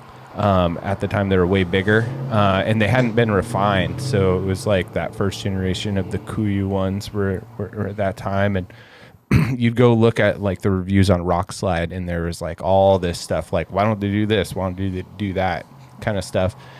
And then I think what changed me is, so what I always did is I had like the big at the time I was running binoculars that had like a nice strap, and it was probably about 14 inches long and 2.5 inches wide and super comfortable. So I didn't mind it, and I just keep that on your backpack where you have that chest strap. I just keep it under it, and it just seemed to work okay. And then when we got into big mountains, I would always pull off my left shoulder strap and then run it like diagonal across my body. So like the binocular would be like under my armpit, so my arm was through it and my neck. And so I always had like a lot of leash, and I always thought that was fine. But then when Jake and I were on a goat hunt one year, and it was rubbing me. I didn't like it, and then it started getting fogged up more than I was used to. And then Jake had you had your old one then that was all that like elastic cord. Yeah. And just watching like how light that was, how simple it was, and he was able to like keep his binoculars from getting fogged out, and just handy, and you could let them go and they'd still be on his chest. Now that one wasn't in a case or anything, and I kind of like that flexibility. So then when Kuiu came out with the pro harness, and Daniel had told me all the things that he didn't like about the old one, and then I'd read all this stuff on Rockslide, and then they had addressed those issues, I was willing to like give it a try, and I've been incredibly happy. So I bought this set. It was like the first day that the first season that the pro came out. I think it was right after our goat hunt at a Homer, and I really like it. So one of the features I like the best is the front pull down, like the Marsupial. Now it's a little different. It doesn't have the magnet. It just pulls out, and then there's some cord in there that's tied to malleable, like aluminum or something that's inside, so you can form the binocular top around your binocular to help with size and to like hold it in. So I really like that feature, because a lot of times I'll pull it down and the only thing that's sticking up is the lenses. So it's pretty protected, and I can pull it out really easy. It has the same straps from the binocular that you can take off to the harness, and the clips are set backwards, so you have to put them back the same way you pulled them on, which I really liked, because a lot of times in the field that's not simple. So I really like that. And then also one of the things that I had read about were try to size down. So I went with their smaller one for my 1042s, and they fit perfect. So they're kind of jammed in there. It's not hard to pull this piece up, but there's this malleable metal that you can bend, and then you pull it down, and it's just there. They're not coming out, which I really like. The front here has this little pouch, and so this is where you could put your game tags and stuff. But I have my Maven cloth in here for cleaning my lenses. It's cool that it's a side. It's like a side zip versus just main middle one. That's different. Yeah, it's super easy. You can pull it down and just kind of pinch it out. I like the idea of putting your tags and your license in here. Now I have not done that, but after this session, I probably will. Mine usually go in a different part of my backpack where all my cleaning kit, my kill kit is. Okay, but I really like these stretchy side pouches because I've always been a believer, like, keep an extra bullet in your right pocket, keep the extra sleeve somewhere else handy on your belt, on your backpack or whatever. Big believer in that too. But now I have a place, and I leave them a little high. I could push these all the way down, but in a jiffy, I can pull this bad boy out and load them up. So I always leave too high out pointing away from me. Not that I don't think that really matters, but. And then Jake gave me the idea when we were in Kodiak to start running my Garmin. So I run the Garmin on the other side. Like you said, keep it close to your body. I think it's real important. So do that, and then sliding up over here. So even when I hike, I always run my bear spray on the right side of my back. Or hip. And so this ends up being right on my right side, the same place I'm used to grabbing. Always placed in the same direction where I don't have to look. I know exactly where the hole's going to be, and I know exactly the direction the popper's going to be. Because it's just like all these emergency responders, they train to respond a certain way. And if they didn't train that way, they wouldn't react that way. So I always want to be ready in a situation of panic to an emergency situation to train. So I've grabbed this, thousands of times if it's on my Bino harness or my regular hiking backpack, this just came off my hiking backpack. You put it on the belt of your pack? No, I put it on the shoulder strap where it comes down. Okay, like right here. Yeah, so it's inches away from where this would be, basically. Got it. It's a train how you fight type of thing. That's right. Yeah. Yep. So you respond without thinking. Yep. So anyway, memory. so that's there. Yeah, the muscle memory. So I really like all like my core essentials on me. It's super light. It's I think its back section is pretty thick. Oh yeah, that has a wide. I've never had any issues with sliding. After I adjusted it the first time, I've never adjusted it again. I don't notice it being there at all, which is really great and something that I was writing down earlier, like the things that I would want in a Bino harness. So it was like unnoticed comfort. So it's just like, it's so comfortable you don't even notice it's there. I will sit down at the fire in the dark and realize 10 minutes later my Bino harness is still on. They're even on. Love it. It's really quiet. I'm rubbing it right now with my fingernails. Can't really hear anything. It's super light, which I liked. Do you think it's the same that this kind of material? Because that's the Cordura, and this is like the.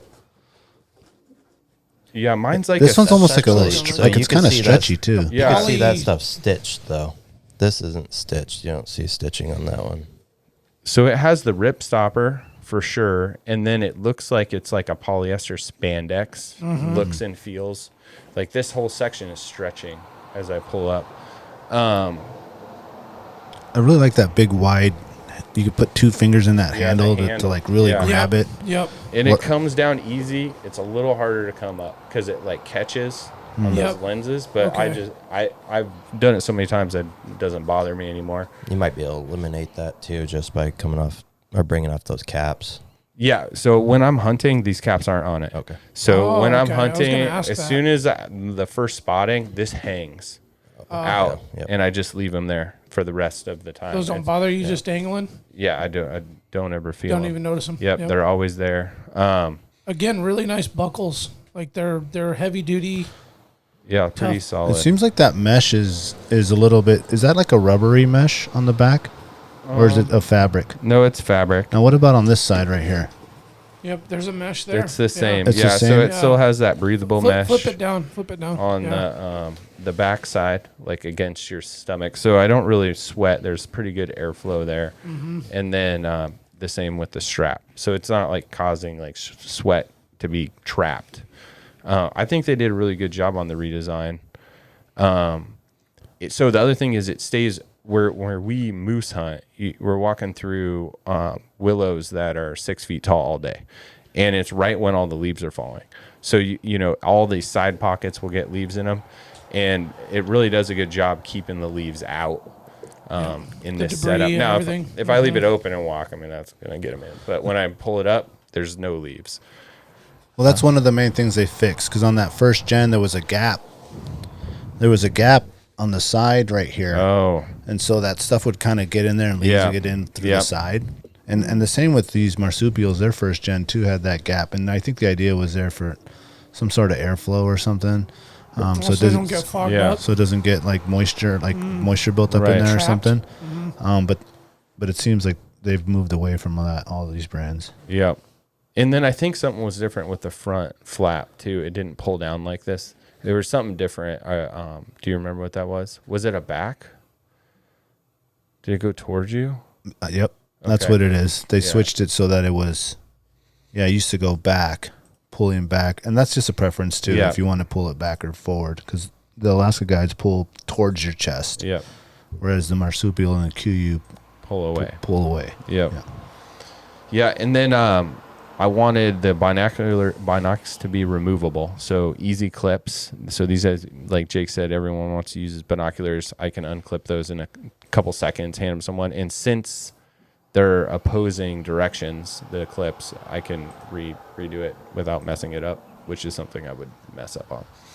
And then it has a super tight fit in there, so they're not like bobbling around, which I'm a huge fan of, like just being quiet, being sleek. Yeah, they're very narrow again. They're not bulky. Yeah. Turn them sideways. Yeah, they're like a flatter, Yeah. kind of a flatter looking setup. Yeah. I think they're really similar to the marsupials.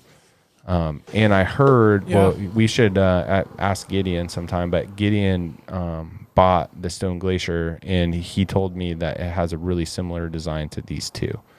Oh, Sone Glacier came out with a Bino pack that pulls to the front and has similar side pockets. And I think his had we should look it up, but I think his actually has like a rangefinder pocket similar to like Jake's. on the front, Yeah. or on the bottom. I'm not sure. We'll have to look it up. But I wouldn't want anything on the bottom here. The way that I move, I wouldn't want anything lower on my chest. I would feel it pinching into my like high abs, and that's not cool. They're Like I there, would boys. never buy the kit. Okay. So there it is. It goes to the side. It's like a separate attachment It is a separate. that goes onto the waist like belt thing. Yeah, have you guys seen the ADAC or Caribou ADAC Bino harness brand? Yep. They have a kit similar to that where it's a Bino harness slash. Can you go to the other picture where it's closer? Is it Velcro, that strap? Sorry, guys. Yeah. Let's see here. The Skyline. Is that Velcro? Yeah, it sure looks like it. I would think that'd make a lot of noise when you're opening and closing it. I think it still opens similar to these two, the Kuiu. Okay, there it Oh, is. there it Oh, is. It okay, just so it doesn't folds open from down. the front. It like trifolds or something. That Velcro's for another Another purpose. Accessory Yeah, or you something? would like attach to the molly and the Velcro's. Okay. additional Oh, support. gotcha. Okay. Like Oh, it's for a bear spray. That's Oh, a bear spray slick. container. I like that So a it's lot. quick tear away. On the bottom. Oh, Yeah. that's no, it's nice. still That's mollied actually on really there. You sharp. couldn't. You won't be able to pull off. Oh, the- okay. So the yeah. strap is strapped, or the bear spray holster is like Velcro slash strapped to the molly. It's It's connected to mollied on this. there, yeah. Yeah. Yeah, got it. I'm sure the Velcro has some other utility, like for a different attachment. This dude is ready for bears. He had his bear spray and a giant 44. He is. That is a And he is big ready. gun. Yeah, It looks like a 500. At 500. Oof. It's not that air light. No. He's going full Dirty Harry. Like just gonna. He's got a nice elk on his back, though. Yeah, it is. Yeah. Yeah. Yeah. Yeah. Those elk boys. Well, yeah, I think you're right about having it on the bottom. I mean, I guess that's preference, but it just extends. Yeah. Like That if would you're- I bother guess it me. depends if you want to be like longer versus wider. You know, having stuff over here. Well, think about all those times like you're actually using the gear. You're like climbing up with 3 points of contact through like a gully. It's slippery, and you're hunched over in a way where your abs are fully engaged and you have like a crunch going on. Like if it sagged if you had anything else below this, that's pinching. Yeah, definitely. So like when people design that kind of stuff, it's kind of like, where are you going?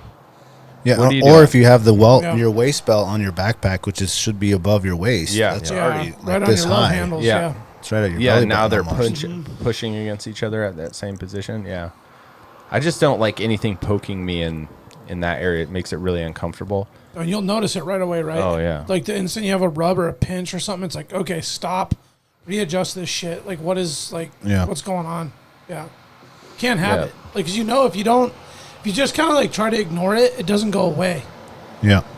That pinch, that rub, that whatever it is, like, it's got to go. Yeah, it just gets way worse. It does. Yeah. And then you're not thinking about hunting or glassing or, the task at hand. You're like, this goddamn gear is like not comfortable, man. I got to fix it. Yeah. The one thing I will say though is I'm pretty hard on gear. It's done really well except for stitching. And I've noticed that in almost all the gear that I own that isn't stitched in the United States. So this is for sure not stitched in the United States. And there's a lot of spots where it's just starting to come undone. And I don't know, I've had that happen to a lot of my Or Kuiu just like gear. stitches are popping and there's like, The thread just starts to come out. Yeah, here's one right Well, here. it's made in China. The Kuiu stuff designed here, but it's stitched and put together there. Right? Is that correct? Yeah. Well, and I'll bet you ounce for ounce, these are probably on the lighter side. They're really light. Yeah, I was trying to pull up a spec on the overview. I don't know why it doesn't just pull up right away, but Kuiu, there they are right there. So weight 11 ounces. 11 ounces, 12 ounces basically. Yeah, and I have So the you pull up smaller one, the marsupials. large. Okay. And it said Yeah. waterproof, which is cool. Yep. Yeah. And the one thing you didn't mention on those that on the old Gen 2 is those little the bottom has those little drawstrings. Oh, right. To tighten that main top Yep. to close it over and cinch it down if it's Right. if you're going through brush, you don't want to accidentally get that latch snagged up on something. Yep. And Yeah, that's cool. I've never tightened it just because I bought the smaller pack and I'm running 10x42s. But I have used the little clip that's on the bottom of it for things. Oh, okay. So that's a little handy. Like I was thinking about maybe putting a ring on my Bino cloth and then just hanging it from that. Oh, so it's it'd handy. be super easy to like pull out and wipe, and I'm not having to open this pocket. Gotcha.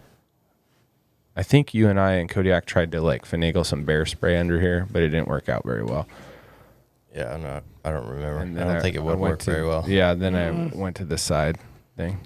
But it seems like that would almost dangle. even fit on the other, like in the actual side pocket. The If bear you- spray? Yeah, if you didn't have your extra ammo there. Yeah, it probably would. Yeah, you could squeeze it in there.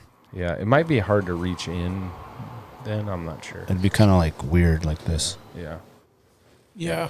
A bulky thing And off to the side. and the thing with Kuiu as well, you can only buy it on their website, so it's not something you can really go to the store and, Right. and handle. Try it and try it on and look at it and see the differences. Yeah. It's one of those things that do your research online and hope that it's what you want. Yep. Rock Slide's really good for that. For looking for those reviews. Yeah. Overall, a good product though, right? I mean, this Yep. is Super good. I wouldn't do this color again. I think Yeah. when I bought it was the only color available, but this color, I think it's called Verde, is like more noticeable than a pink jacket. At least to people with trained eyes. So when, Think so? when across this giant valley where we moose hunt in 6 feet of willow trees, when I wear the Verde pants, the other guys see me better than when I'm wearing. I have that orange. So we made orange and blue double shovel hats so we could, that's what I was going to hunt in, and it's almost impossible to see because it's only orange on the mesh. I don't actually know why you can't see it, but the blue does not come out, that navy blue. But they'll see my pants, and they'll know where I was at. Yeah. Or they'll see this chest I harness. think it's this color Yeah. that they see. I think that's what they see more than anything. This one? Yeah, if like the pants, like I the leg think it's is like this bright green. Really? But I'm not sure. Yeah. They're just That's funny, though. You're much more green and noticeable. Would you go with a solid then? I would either do the solid like you guys all have, or that like tundra color. This one's really nice right here. This like two-tone. Almost like a. That's a Sone Glacier one. It's like almost like a light tannish color. Yeah, and like then that's a nice combo. Those are the 4 optionals. That's the 4 options that are available through Kuiu's. Oh, that's cool. Pro Kuiu? Bino. Yeah. Oh, okay. Yeah, I don't So you think can go with the gray like Daniel's Marsupials, Yeah. or you can go this kind of two-tone kind of brown. that would be a good color for Alaska. And yeah, I like that one a lot. And then I think they have a new camo color. It's like a desert color. Click on that first one. Oh, this one here. Yeah, Valo. Yeah, Valo. Okay, that's more Yeah. desert style. Yeah. Yep. Yeah. Yeah, mentioning the stitching and all that, I've seen that they've found little ways to maybe make their cost a little less. Because my first Bino harness is the logo is stitched. Right. It's like actually stitched in there. It's not a tag. Oh, now it's Whereas just like yours is more like a pressed. press or a sticker or some sort of not a like sticker, a but rubber, like a rubber pressed or like which I'm sure makes it lighter. yeah. You know. It looks really good though. It does look really sharp. look good.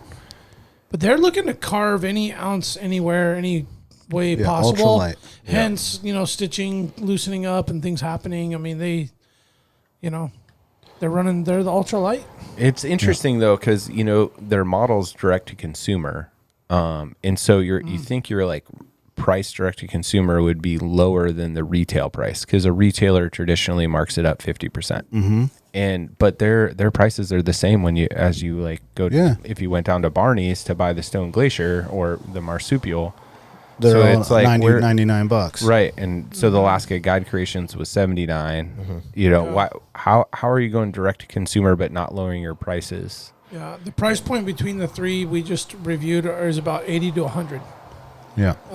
The guide creation being on the lesser at about 80, and then the Kuiu is at the $99 mark, which of the 4 we have here, I believe that's going to be the most expensive price point. Yeah.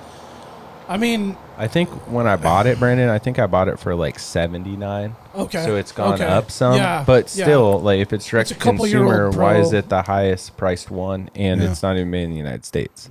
Yeah. That's a good question. Yeah. No, Right. I mean, it's But the Kuiu Bino harness and- in general is, I mean, these binos, they're $200 to $3,000, depending on what Yeah. you're rocking. Mm-hmm. And so, to pay $100 to protect that purchase is well worth it. worth every penny. Yeah. Oh my Yeah. goodness. And Yeah. going back to, my whole story about not buying into the Bino harness, I was completely wrong. And I've definitely shown people how awesome they are, and they've gone out and bought them after. Yep. Hence, like Gideon last year in Kodiak, him doing what I used to do with his, and he went and bought the Sone Glacier one this year. Yep. Yeah, one of my hunting partners finally, got a set. He's finally like, okay, I'm gonna get a pair, and the other boys haven't yet done it. But on the sheep hunt, it's just an absolute must, or a mountain hunt in general. Anything mountain backpacking. I mean, Or even brush. We were riding side by sides this weekend, and we were all packing our Bino harnesses. Us Yeah. and the kids. Everybody had Yeah. binos on their chest because nothing's worse than just jumping out and being like, oh, now I got to dig in my action packer and try to find my binos. Like, nah. Or you don't got wanna it do sitting that. on the chair, getting dirty, bouncing around. Yeah, or they dump off and fall on the floor, or you accidentally ride off and forget. Or Yeah. they're Gotta foggy. go back. Yeah, exactly. Yeah. Yeah. So it's a must. I mean, I encourage anybody that's really willing to get out there and get after it. I It's do just making have it so one much more better. pro tip, and Oh, I share this a lot, but this all came from my dad, and it has to do with you losing knives in moose and other animals, along with setting gear down that's like camouflage or hard to find in hard to find terrain, like big willow bushes or whatever. And so happens so easy. every piece of my gear, including my gutting, my Kill bag. kill bag, and all the contents all have either pink or orange surveyor tape on them. So I've definitely set this bag down in places that I wouldn't have been able to see it. And then here, or like you don't remember to pick it up. Like you're busy, you see an animal, you move, and you turn around real quick to look down on the ground, and you see this bright pink tape, and you don't leave that knife behind or whatever. So I do that on all my gear. I highly recommend it. And it may help your friend when you lose a knife in a big moose. Yeah. Yeah. Oh, big time. So, Or you're wearing those, and you're, it's kind of like in your way a little bit, and you're like, I don't need these bino harnesses on while I'm cleaning a moose, right? yep. Peel them off, throw them over to the side. You didn't make it on the four-wheeler. They didn't make it next to the tarp. They're just chilling out there 10 Yep. feet away from the moose, and you wanted to keep them out of harm's way. Heat of the battle, you load up, you're going to ride away or whatever you're going to do. You're like, oh, shit, my binos. Yep. You Yep. got to You go do back your and try last to check. And Yeah, find yeah. them. Yep. Yeah, and then too, another level might be something reflective. Oh, yeah. How often do you kill a moose in the evening and it gets dark? Now you're looking around for stuff with a flashlight. Right. And it might be another Yeah. option too, something reflective to throw on there. Yep. And it is easy to leave it. So I keep these in my back because usually my back's turned away from an animal. And so with the pink one, and I think they can see pink. They can't see the orange. Most of my stuff's orange, but these are pink. Yeah, I carry that stuff with me anyway. Yeah. No, it's good run on those. Yeah. Let's get into yours, Brandon. Yeah. I'm gonna pull them up here. Got a little thrown off there. There we go. Yeah, I'm running the Mystery Ranch quick draw bino harnesses. This is my second set. I had a pair for 2 years and mistakenly left those along with a pair of binoculars and a Osprey toddler pack on a trail one time. Got back and had hot, screaming, pissed off kids that needed to get in the air-conditioned vehicle. So I quickly pulled my pack off and set them down on the ground and threw them in the truck, and we drove off. And it wasn't until 2 days later that I realized I left my toddler pack back, and it had my binoculars and my Mystery Ranch quick draw bino harnesses in the bottom pocket. Oh man, that's such a bummer. Yeah, and there was like a little bit of a funny story to that. Like, I happened to have my taxidermist's business card in my license bag, and so the first person that found the bag called him. Hey, I found this backpack. It's got your business card in it. So he happens to be his client. I'm a client of his and also my boss. So he calls my boss, who knows where I'm at. So then he's now calling me to see if, he can't get a hold of me because I'm out of cell phone reception in any way. How'd they know it was you? So they called the taxidermist. The taxidermist called my boss, and then that's how it traced back to me. Was that he said he found a set. How does that work? How did that happen? Actually, so he called the taxidermist. Taxidermist called Ryan. Oh, I had my license in my name. I had my hunting license in my name. Nice. In my little case. That's what I was telling you. I had a little waterproof. Yeah, all right. Thanks for asking. I had to actually back up a little bit good. there. Anyway, and Another reason to keep your license in that thing. Yeah, no, totally, exactly. Yeah. And then they apparently set it back down on the ground where they found it, thinking they'll leave it and I'll come back for it. And then they left it, and then it wasn't until like 2 days later I get the voicemail. I'm heading out. I hit Moose Pass. I turn my phone on. I'm like, oh shit! So I call him back. So I race back to Ptarmigan Creek Trail, and it's clearly not sitting there 2 days later. So somebody snagged them and went. So you didn't with it. get them, yeah? Right. No, but I did end up replacing them because I loved them, and that's what I was getting to. I really like this bino. It was my opportunity to actually switch it up if I wanted to switch up, and I didn't want to. I went right back to Barney's. I found the Mystery Ranch quick draws. I like these bino harnesses. They're Cordura fabric, heavy stitching. One thing about this Cordura is it's only waterproof for so long. Mm-hmm. It will saturate water.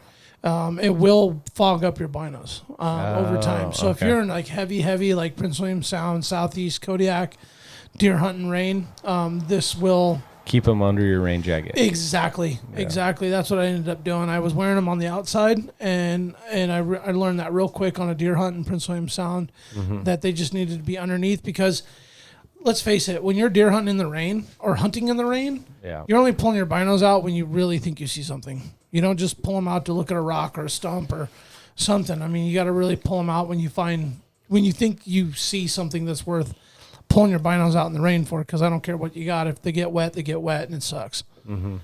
But these bino harnesses have been really good to me. I love the side pockets. I've got my Inreach on the one side. I like what Jake said. You keep that SOS device on you at all times in the event something goes goes south. You can hit the button, and the rest is history. I got my rangefinder on the left side. I love putting it there. I do not carry my rangefinder in this pocket at all times. I put this rangefinder in there when I'm getting ready to make a stock. So I'm fearful that it'll fall out. I just feel like when you are in the heat of crawling around in the woods after something, or you're just so focus is on getting from A to B, that it's easy to forget about your equipment, and it's easy for stuff to fall out or fall off. So, Jake, you got the carabiner clip on the loop. Great idea. I should really graduate to that. But I do like that, so that when you're making the stock, you range, okay, not close enough, keep making the stock, keep doing your thing. And so that's a really good feature. I like, again, the Buckles Mystery Ranch products have really, really kick-ass buckles. And they also have this, what is over time probably a wink link, but I do really like it. They have these stretchy, elastic buckle bases. That's awesome. So it really is nice and adjustable to like different layering. So this is great. Right now I've got it set to just wearing a t-shirt, right? Mm-hmm. So I can put a puffy jacket on or something else, and then it just has a little bit more elastic. So you don't necessarily have to adjust it unless you go throwing something really thick on.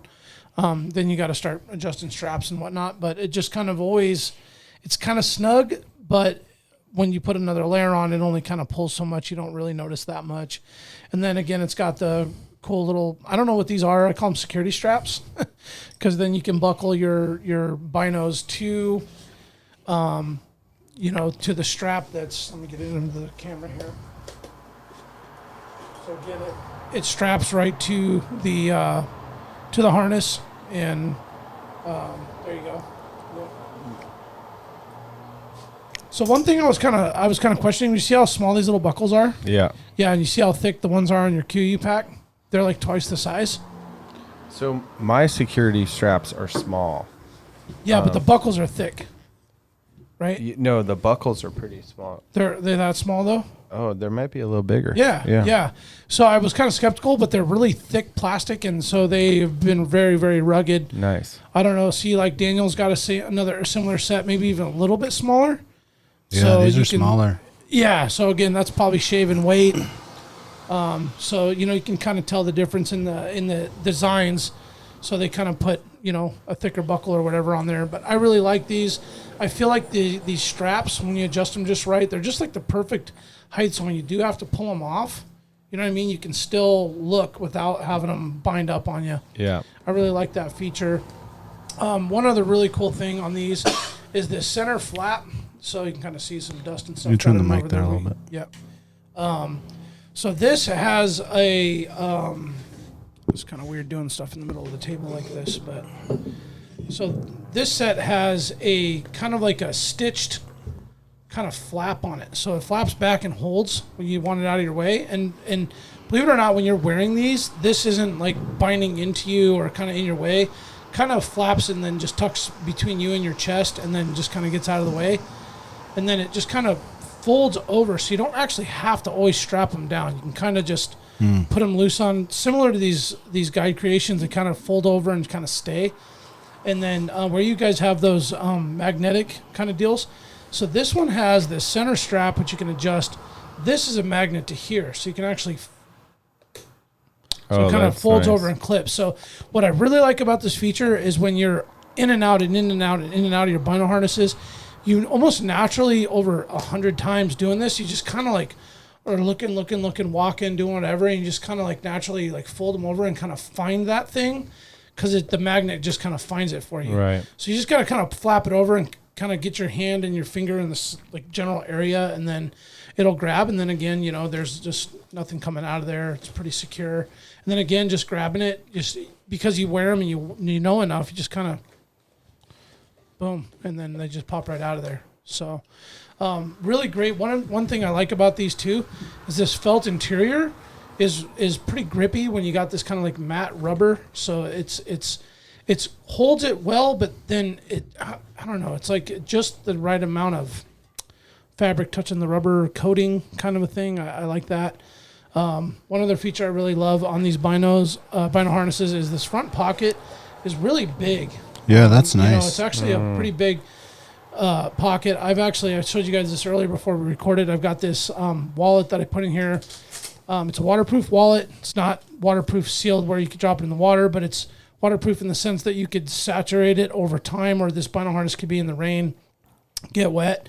And then it's got my credentials and license and tags and everything in there. But what I like to put in here is I like to put this in here, and then I like to put a bullet on the other side. So looks like you could put a king-size Snickers in there. Oh, yeah, you could definitely put some candy in this thing. The I was trying to figure out a purpose for this for the first couple of uses, and then when I finally kind of found the tag, it's like my tag pocket. Yeah. Right? And this got my tags, my daughter's tags, and everything I need for the season in there. So what you're saying, and there's a lot of joy when you open that pocket? Yeah, no, it's a good thing. When that thing cracks open, well, either that like or a treasure chest. Well, what I like to do is I actually like to put my my shooting bullet in here. Ah. So I've got, like, say I'm running my 30-06, it has 5 in the clip, and then I'll pull one, like I'm getting ready to actually make a stock or whatever, and you got time to think about it. I'll reach in here and grab that bullet. Yeah. Kiss it, throw it in the barrel. You give it the kiss? I give it the kiss, dude. I give it the kiss. Good night kiss. I mean, that one shot, man, kind of is the one that counts. Yeah. You know what I mean? So, kind of, it worked against me this year. But anyway, Saying you missed? What's that? You saying you missed? No, I didn't miss. But Gotta go French kiss. yeah, let's just say sometimes bears are hard to find. You gotta give it that.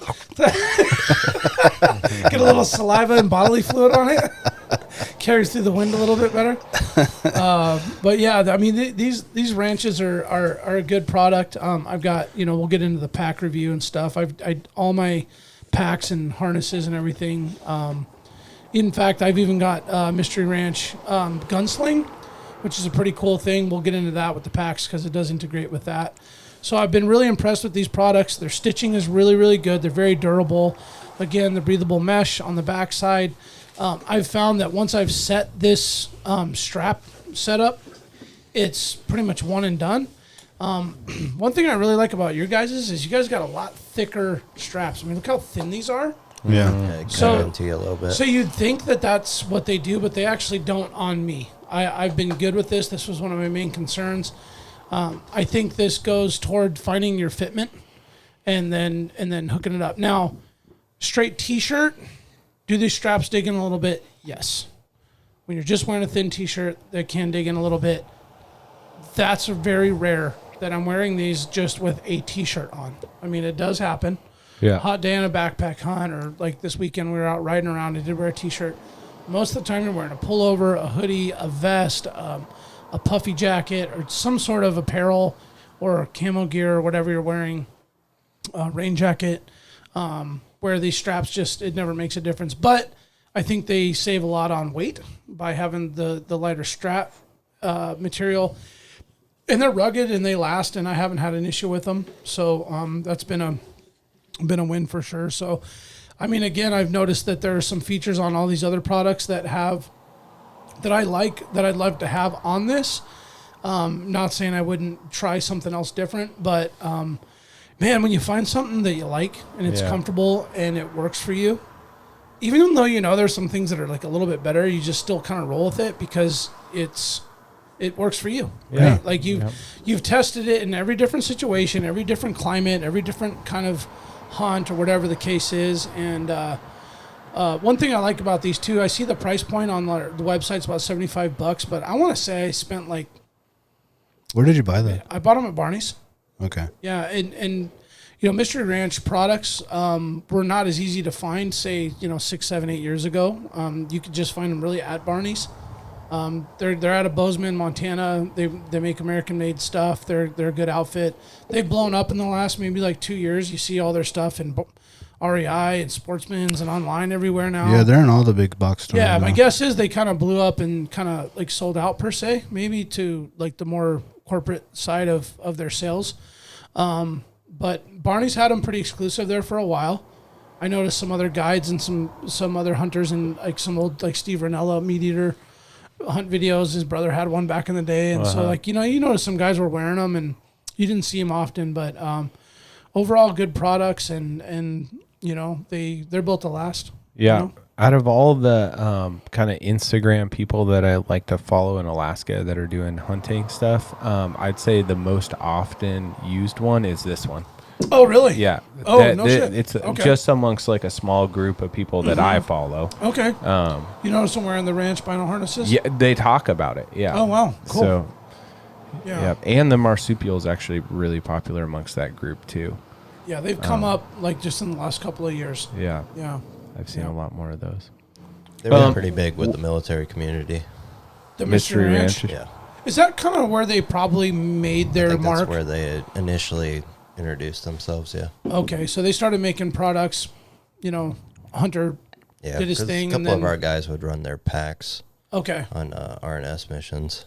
Oh, interesting. Yeah, because they have they a have really nice huge packs. line of packs, man. I mean, everywhere from hunting to urban, like just the dude that's bouncing around coffee shops working on his computer and stuff. I mean, they got a lot of really cool stuff, and we'll get into that in our next recording. But yeah, I mean, these overall have been good, and they're affordable. They're like right in that, $70 to $100 range, and they're pretty available.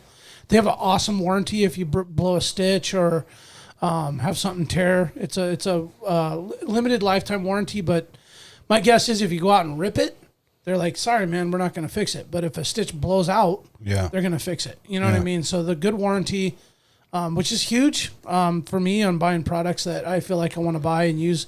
And if you're hard on gear, so there's some of these boys out here that tear stuff up. Yeah. That's right. Yeah, Wreck-It Ralph. Yeah, So they tear shit up. With this Cordura, do you hit it with like a Rain-X or a rain spray? I did the very first time I bought it, and I didn't renew it. I would say that I dusted some water on there earlier, and it saturated, so they could use another coat. Yeah. But I think like anything that comes with a coating, it's going to wear off over time. Yeah. So I think you should replace it. But You got to re-up it. thanks for reminding me. Actually, now that we're going into start going into the ladder. It reminded me to do mine. Yeah. So, I mean, I really like the beating. Yeah. I had good experience with Cordura products. Back when HMK Snow Machine Gear came out, they had their Cordura, and they were trying to go toe to toe with Climb, and it's not as good as Climb. And we're getting a little off topic. I'll make it short, but my introduction to Cordura was through Snow Machine Gear, and Snow Machine Gear takes a hell of a pounding. I mean, between riding and wet and cold and, freeze and thaw. And I found that Cordura was pretty strong. When I saw it on backpacks and Bino harnesses, I'm thinking, well, shit, man. I mean, snow machining's way harder on stuff than just hiking around and low impact. And, so I felt like, okay, if it's Cordura, that's got to be stout. It's got to be strong. Yeah. So as far as rip tear protection, this stuff doesn't tear. Yeah. I mean, you have to Jab it take with a a knife knife. to it to cut it, and even then, it's like It's not going to Still- continue to rip when you're carrying something exactly or whatever. Yeah, and you could throw a piece of tenacious tape on it, and it'd probably just be a patch for life. So overall, good product. Don't see any reason why to dig into it anymore. Just good zippers, good buckles, good fitment, good comfort level, good utility use. Overall, good product, and I would strongly suggest it. Definitely not brand loyal in any way, shape, or form. This is the first set I've ever purchased, the first set I've ever owned. They hit all the boxes for me, and I'm just going to keep rolling with it for now. Yeah. So Great. I mean, they all got their pluses. They all got, they're all good. You can't go wrong with any of them, really. No way. Well, I think that wraps up the Bino harness deal. Yeah. Remember to go to patreon.com/Alaska Wild Project and support $5 a month. And once we get up to a few here, we're going to start releasing some of these other pods that we got and some of these other crazy stories that are going to be for our Patreon fans only. Also, Heather's Choice, promo code Alaska Wild if you haven't done that yet. AlaskaWildProject.com. For any of the merch, all that stuff helps. We got new stuff coming in. It's a little delay with the COVID stuff. Some of the stuff sold out. We haven't been able to kind of re-up some of that stuff, but that's kind of out of our hands. So we do have beanies coming. We got some dad hats people have been asking for. We got several other hoodies and shirts and stuff like Is that what we're calling them, dad hats? That's what the guy on Instagram said. You need the dad hats. I was like, all right, well, I think it's already on the. We get on that order. at Double Shovel a lot. Yeah. That was my strong suggestion. I was And like, I think Jake's a dad hat kind of guy. Yeah. I'm a dad hat. I'm the only non-dad here, but totally dad hat. No, it's The only non-dad with a dad hat. yeah. I was strongly on that bandwagon. I was like, we need to get those Curvebell boys their hat fixed. Yeah. So that's all coming in due time, guys. And we got the new camo hat. Yeah, we got the new camo hat. that's It's not actually even on the website yet. For some reason, we got to send the picture to Jamon to get up on the website. I think we've just been slacking on that. But hit us up if you want to get in on that. I don't know if 100% if it's on the website. Anyway, AlaskaWildProject.com. I think the hat's on there. By the time you listen to this, it'll be on there. Mm-hmm. Yeah. And also one more thing, leave us a review on the Apple. That's really helpful. If you haven't left us a review on Apple Podcast, and subscribe to our YouTube channel, and follow us on Instagram, Facebook, and all that stuff. Send this one to all your gear nerd friends. Yeah, and if you have any questions, hit us up, man. The Gmail is AlaskaWildProject@gmail, or personal message us, and we'll get you the info you need. I mean, people have been hitting us up on all kind of stuff, and get them some pictures and. Yep, and if we don't know the answer, if one of us four doesn't know the answer, we're gonna find out the answer and get you a response. Definitely. Yeah. So thank you for that, and thank you for listening. And what's your Instagram, Jake? The doo-doo. The doo-doo. The doo-doo. I'm still wanting to know where that came Oh yeah, from. well, that's for Patreon only. Oh, that's Patreon time? Yeah, that's Okay, Patreon. okay, That's all the right. Patreon. You get the I don't doo-doo even know story. that's Patreon. That's like... That's like Jack intoxicated knows. 3 a.m. Yeah. Around the fire. You finally get him to crack and tell us the story. Okay. You gotta Jack have that knows the special story. connection with Jake to hear this one. All right. All right, we'll work our way there. Yeah. But Well, Patreon these might will- help as well. That's right. That's right. All right, thanks for listening. You remember my speaking to you of what I call your overcautiousness. Are you not overcautious when you assume that you cannot do what the enemy is constantly doing? The Alaska Wild Project podcast is brought to you by the following sponsors. The Bait Shack, located on Ship Creek upstream of the bridge. Can't miss the bright red shack. They are the go-to fishing gear rental and guide service on Ship Creek.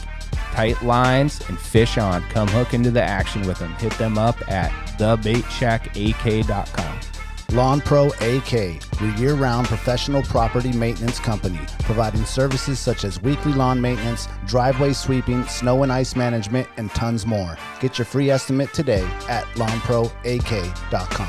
Anchortown Dogs, located at 4th Avenue across from the old 4th Avenue Theater. Look for the blue and gold umbrella. From reindeer dogs to bomb euros, they've got you covered. Anchortown Dogs, your local gourmet hot dog and sausage cart. Menegato's Accounting, locally owned and operated advisory and tax accounting solutions. Passion, experience, diligence. Learn more at menegatosaccounting.com. Double Shovel Cider Company, located off Arctic and 58th. Handcrafted Alaskan-made cider. They also have a tap room downtown on the corner of 5th and E. Check them out at doubleshovelcider.com. Serrano's Mexican Grill, 2 locations, one on Tudor, one on Northern Lights. The Northern Lights location has their new tequila bar. Check it out. Also see their daily specials at serranosmexicangrill.com. AKO Farms, located in Sitka, Alaska, built from the ground up with concentrates as their single motivation. Find their products such as their sugar wax, full spectrum diamond sauce carts, and more at the Treehouse AK and other dispensaries around the state. Ask your local bud tender about AKO. TheTreehouseAK.com, located at 341 Boniface Parkway. Your all-in-one cannabis and CBD store. Ask the bud tender what the strain of the day is to get your 10% off. The Treehouse, where the culture lives. Marijuana has intoxicating effects and may be habit-forming and addictive. Marijuana impairs concentration, coordination, and judgment. Do not operate a vehicle or machinery under the influence. There are health risks associated with consumption of marijuana. For the use of only by adults 21 and older. Keep out of the reach of children, and marijuana should not be used by women who are pregnant or breastfeeding. Tailored Restoration 24-hour emergency home services, helping Alaskans restore their dreams since 1972. Services include fire, water, mold, post-emergency cleaning, repair, and remodeling. Give them a call in Anchorage, Eagle River, Matsu, or Fairbanks. Hit them up at tailoredrestorationalaska.com.